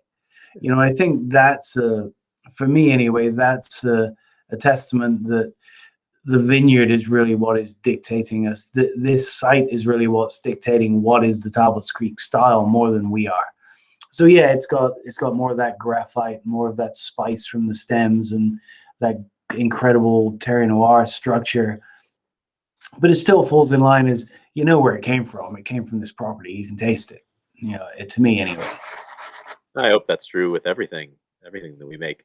So Richard Adams asked a question of, is Terre Noir head trained? We just have that increase block, right? It's just that's on trellis. No, it's not. I mean, it's time to get some more in the ground, and it would be a great candidate for that. And we need to get some more in the ground because we don't have enough of it. But no, it's, when we first got these new varieties in the 2004 wave, if you will, that's when we submitted them to the Davis program. So we have, out of that came Claret Blanche, Terre Noir, Picardin, Bourboulon, Vaccarès, and Sanso. And they're all planted. We planted about half an acre or about 1,000 vines of each, just to get a feeling of what are they going to do, how much of this do we actually want to plant, let's see what we've got. And we always make them as a single varietal first, 1 or 2 years at least. Normally, the Bourboulon pushed its way into the history after in its second vintage because it was so clear. But so we make them in these small lots to feel what they do and what they bring to the table. And Terre Noir is a great example of that, with Bob deciding this needs to have a wine built around it. And there's things that people like Bob and Francois Perrin, for me, they have these ideas and these decisions. And at first it seems like that doesn't make any sense. Why would you build a wine around Terre Noir? And then you get to this point and you realize that's why Robert Haas was who Robert Haas was, because he understood that, which none of the rest of us would have gone to. We would have got there eventually, but we wouldn't have had the nerve to bring it up in vintage 1 or 2. And it works. It's such a lovely wine. Richard's question. Richard has another question because we only made this starting in 16. So 16, 17, 18, which one best represents what we have in mind for the blend? I'll answer, and then Neil, you can answer. For me, it's this one. I feel like each year we triangulate around an idea for a new wine with a little more knowledge. And the 16 for me, I like a lot. But it's a little more of that herby, stemmy character than we've done in each year since then. The 17 I like also, but it was a lusher, denser vintage, and I feel like the Complice is just going to needs more time. For me, the purity of the 18 marries with the purity of the 18 vintage marries with that kind of spicy expressiveness, spicy herbiness of the lots that we choose for this in a way that I really love. So for me, it's 18, but I don't want to speak for Neil. No, I would agree 100%. I think the 16 was great. I think it was very powerful, and I agree that spice and not herbaceousness, but that structure that comes from the stems was almost a little too much, with the Terroir Noir also bringing a lot of that. This vintage, and maybe this is largely vintage and not just our brilliance at blending, but it brings an elegance to this wine that I think is really appealing. I mean, it's tasting beautiful right now to me. So, and again, our knowledge of ageability on this wine is limited, but if I had to guess, it's going to be a long-lived wine. I've got to imagine in a 10 or 15-year-old bottle of this wine is going to be really something special. And again, that stem inclusion part really adds to a freshness to the wines and adds a longevity, I think, that is going to be appealing in this. But we have to be careful with it, because you can overdo it for sure, and then it becomes too aggressive. Okay, I think we should do Panoply. So Panoply, I'll set the stage a little bit and then let Neil talk about the wine specifically. Panoply, the literal translation is it's a kind of a medieval term for a knight's full regalia, like the full everything, the suit of armor, the helmet, the gauntlets, the everything. So it's basically like show armor. But it's come to mean, as much as it's come into popular usage, in a little bit the way that like cornucopia does. Like you have a lot of everything. It's an abundance, a collection with abundance. So that was the idea behind the Panoply name, was for the wine that we make from the top 3 or 4% of what comes into the cellar, made in the model, in the image of the Hommage à Jacques Perrin that the Perrins make in the great vintages to honor Jacques. That's the Panoply. It's the best of the best with a heavy dose of Mourvèdre in the lead. So setting the stage. Now, do talk about how this actually gets put together every year.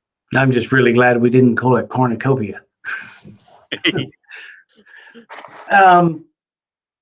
Well, we arrived to lead our wines with Mourvèdre, and this is it. I think this is our best foot forward on a Mourvèdre based wine. Every year, what we consider the best selections for this wine are picked, looking for longevity. I think, really, I mean, it's a wine. I mean, for me, the wines that we make, you can drink them when they're young. You can drink this 18. It's a beautiful wine.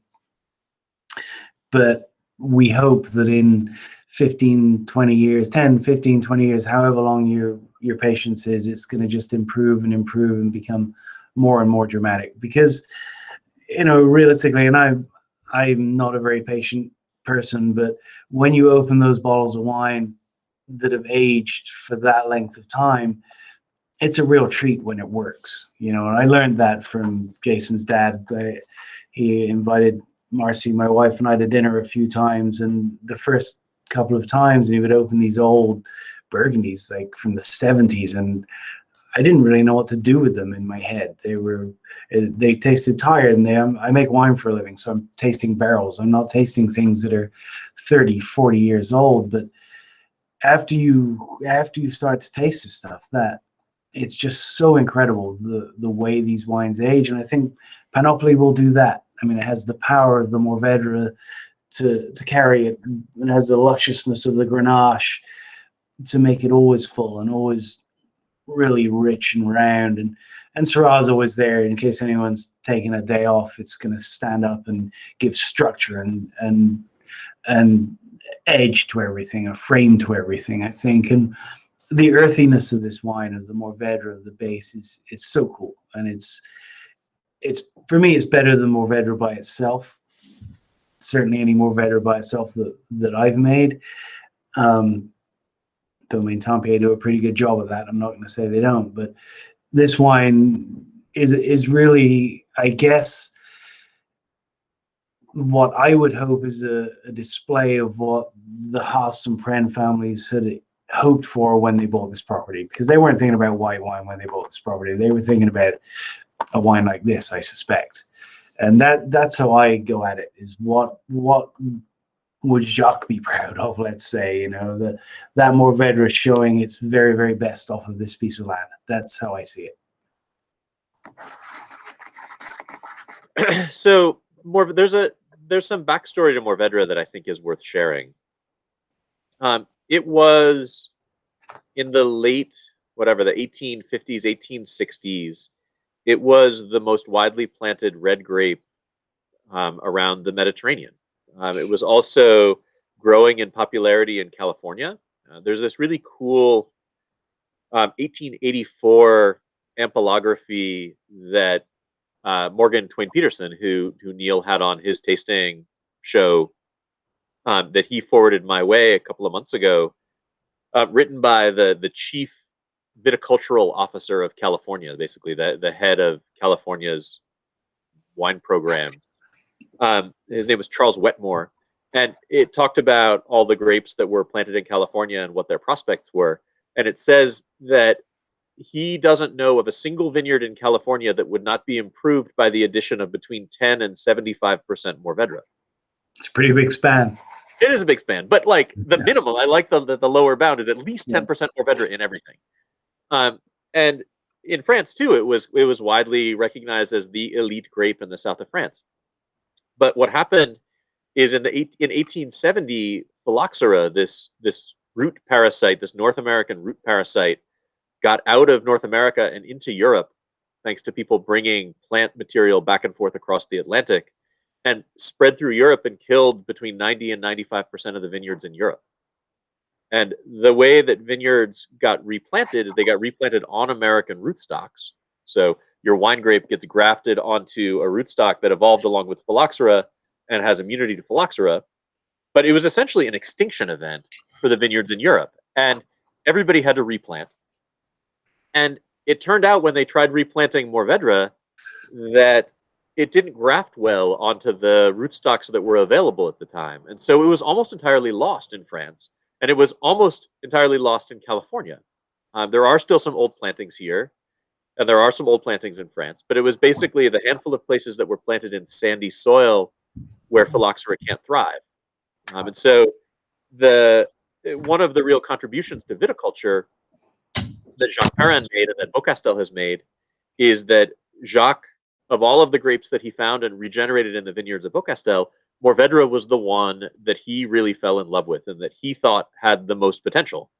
And so that's why Beaucastel uses so much Mourvèdre, more than anybody else in Châteauneuf. And that's why the Hommage à Jacques Perrin, which is the wine they make in Jacques' honor, is always led by Mourvèdre. So the fact that we choose to kind of honor that that Mourvedre heritage in this wine is very connected to what they do and have done at Beaucastel and the contributions that the parents have made to viticulture. I mean, I think it's a bit of a reflection of, I think the dream, the experiment was let's plant these varietals of Beaucastel here in California and see what they do. And I think this is the fruition of that to me. I'm tasting it tonight, and I hadn't tasted it pre. It's got a bit of austerity to it tonight. It's not giving everything it needs time, this wine, for sure. It's going to go. Jeff just put a plate of almost raw meat in front of me, and it's going to go well with that. That's for sure.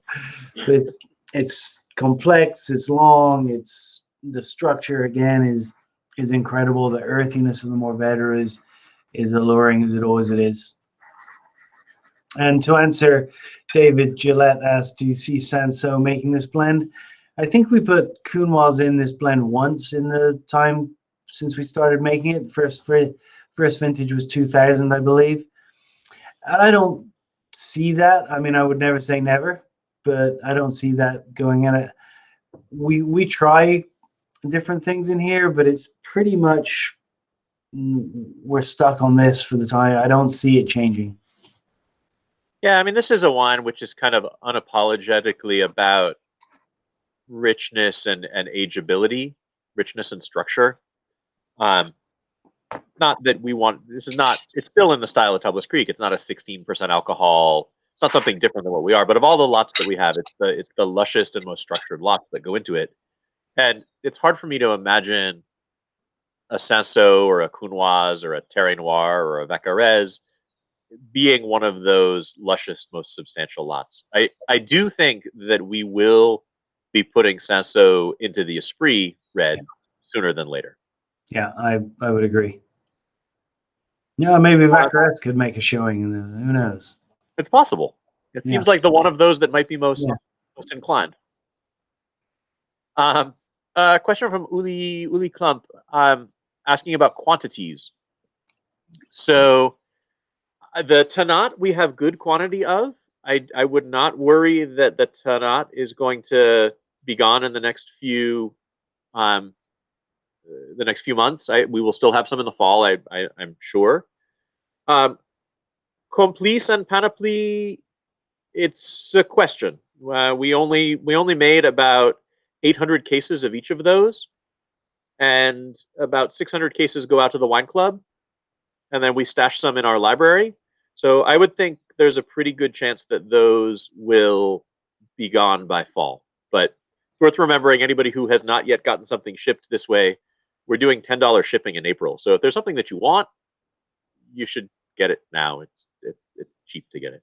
So how about this pairing? Where's Jeff? We getting Jeff on here? Well, let me show you. I've taken one bite, so it's maybe not. Oh, okay. See if I can show the green room. Really beautiful cuts of steak. Beautiful gratin. Okay, Jeff, talk to us. Yeah. Okay. So the idea behind this is a modern meat and potatoes dish. Tasting Panoply and enjoying it for many years. I think the complexity and the satisfying mouthful of the wine deserves not something so, let's see, invention doesn't have to be made. You just need to stick to the classics and provide a platform for the wine that's really nice.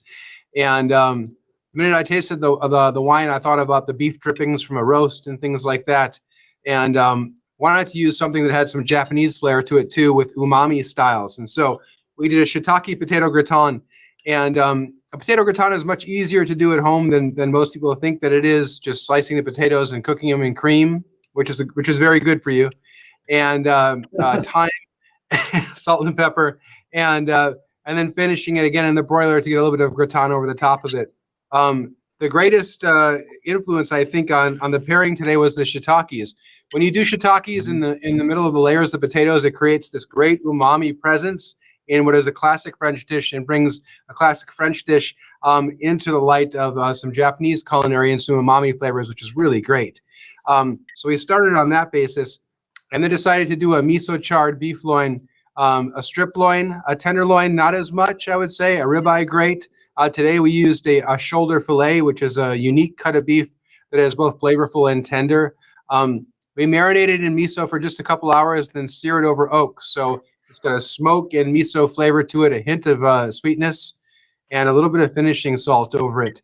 And I think the combination of the gratin and the beef cooked medium rare, and then going to the panoply is really, in my opinion, a great and satisfying pairing, and brings out a little of the creaminess in the wine as well. Mm. What do you think? Really delicious. Yeah, I'm eating, Jeff. Are you eating? Silence is some of the best things that a chef can hear. Yeah. It's when people keep on talking that it's a problem, I think. It's fantastic. I think the shiitake element of the gratin is really important to this, how it works with this wine, because it goes with that more red, that earthy, forest flory feel. Yeah. The salt on the beef. I mean, the smoke, the delicate amount of smoke on that beef is just right. Fits with this wine. I'm sure this would go really well with the Le Complice also. I think so too. And I think the smoke is a great thing to talk about, because when you have a miso marinade, which is comprised of, soy sauce and miso paste, a little bit of mirin, a hint of sugar, you're adding that umami flavor, that umami character to the dish, but also the smoke adds an equal amount of pleasure and umami to the dish. And cooking in Paso for so many years, we use Paso red oak from the Dodd Ranch, which isn't far from Tablas Creek. And I've used it for 10 years and learned how to cook with it. And it's amazing that you can do kind of a stylistic dish with a Japanese edge to it and still use Paso Robles oak. And that smoke flavor is elegant in the dish, Mm-hmm. These trees looked over Tablas Creek as they grew. Is that right? Mm-hmm.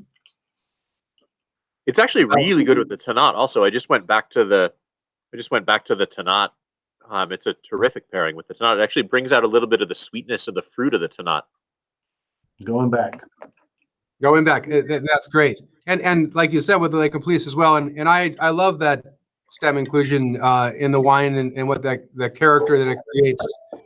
I don't know if it's is it wrong for me to say it's almost a Beaujolais style character that it brings out in the wines, but I really, really like that and love it as a food partner as well. I mean, I think you will find a lot of that in Beaujolais, a lot of from the whole cluster, yeah, for sure. Oh, okay. But I was really happy to bring this pairing to the table for the wine club, because there's two elements to it. There's no complicated sauce on the beef, and the last time we were together, I kind of preached this before. The wine is the sauce in the dish, and you have to leave room for the wine in the dish. But the gratin procedure is very easy to do. The addition of shiitake making it unique, and then searing your favorite piece of beef over an oak fire. And it's great to entertain with and easy to do. And like Jason said, with it's not also excellent. And what a great way to entertain friends. Do this dish, have two other couples over, and you're going to have a great night.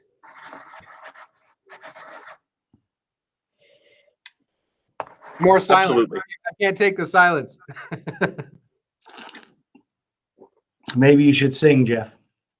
Well, we know I shouldn't do that. Yeah, maybe not. Most would attest to that. I would agree. This with the Tannat is spectacular. Yep. Isn't that great? Yeah. How many years have you been doing Tannat? Wow. 02 was the first vintage. Was it Every year 02? since 02. 02? Yeah. Yeah. And I remember when we first brought it into the cellar, no one knew. We had no idea what to do with it. Like ripping the berries off the stems because it didn't want to let go of its berries. It was so different than anything else I'd ever seen. It's been a lot of fun. And it's grown so much in our region since then. Obviously we're the only ones to have it then, and now there's a lot of Tannat around town. In fact, funnily enough, there's Tannat planted on the Dodd Ranch where that oak came from. Isn't that, well, maybe that's why it's a great pairing. I don't know. Yeah, there it is. But I will say that at Tablas Creek, the two words that are generally not said together is elegance and tenat. And at Tablas, those two things do exist together in the wine, and I think it's a beautiful reflection of the grape that you don't see anywhere else. I think Jason's just stunned by your food right now. He's speechless. Look at him. He's got nothing to say. It's rare, but there it is.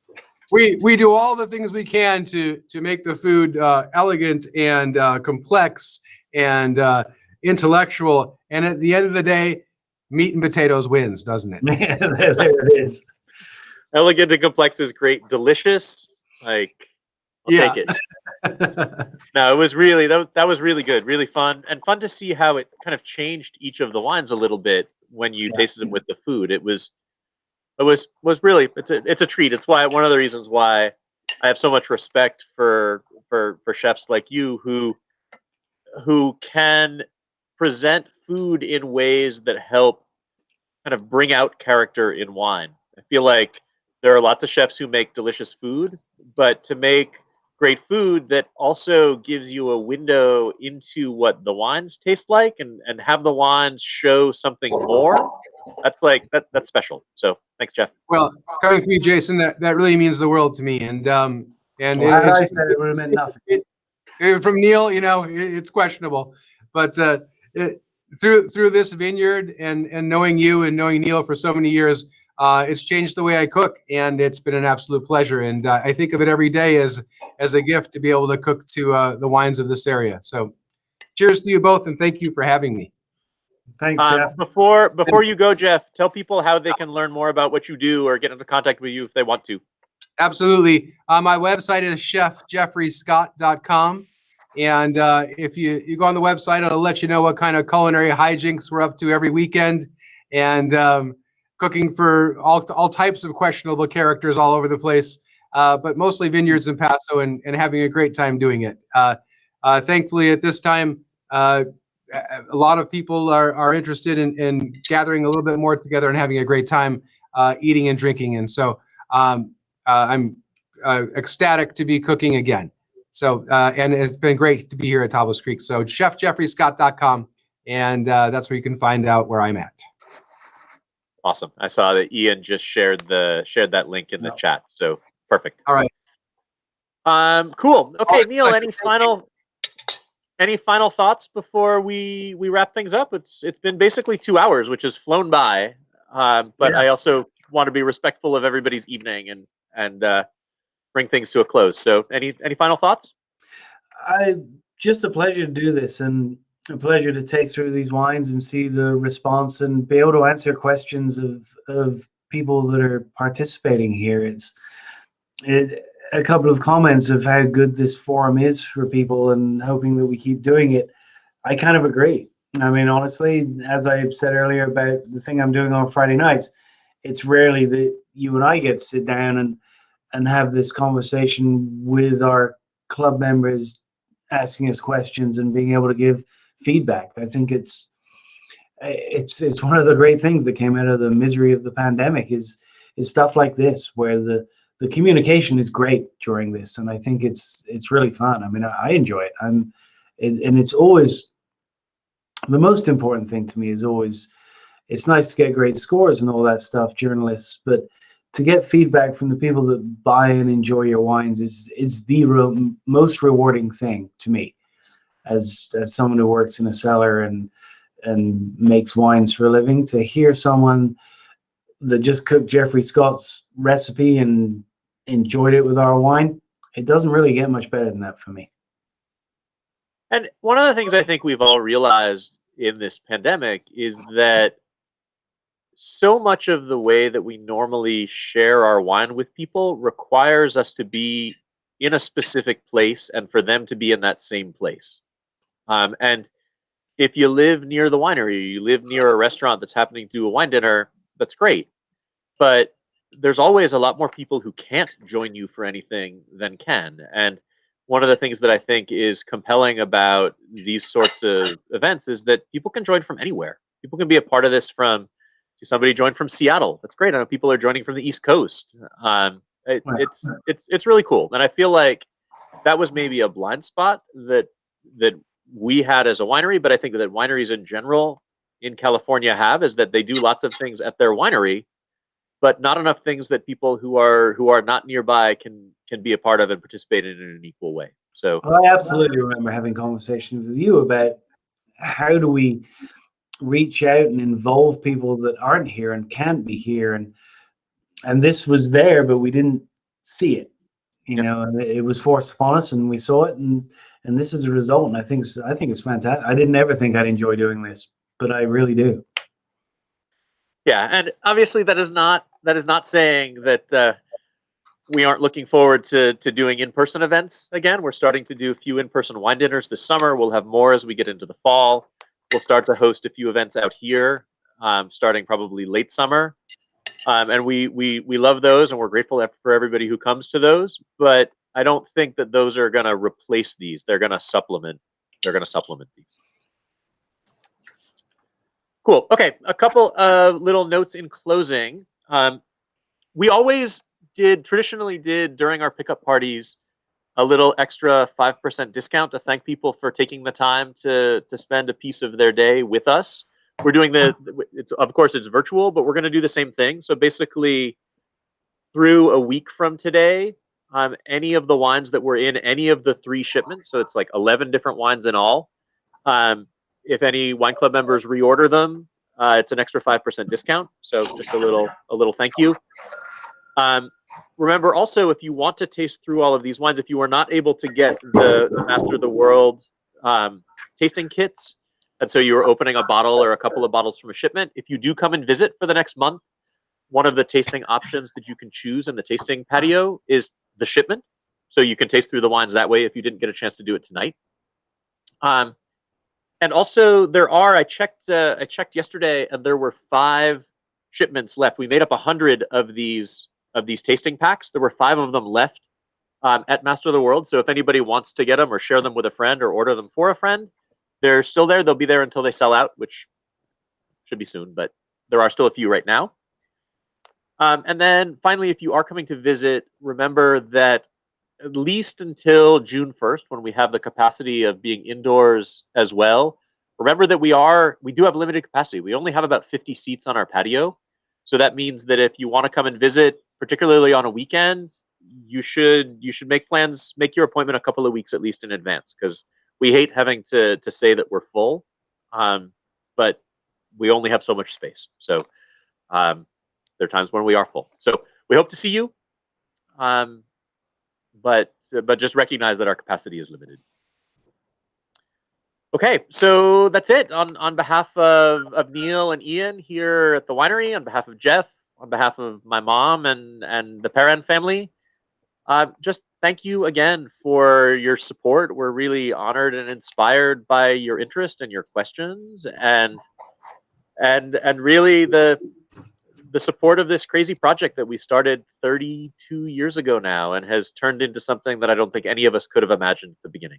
So we're grateful for the support over the years. We look forward to seeing you in 2021 and at the next virtual event that we do.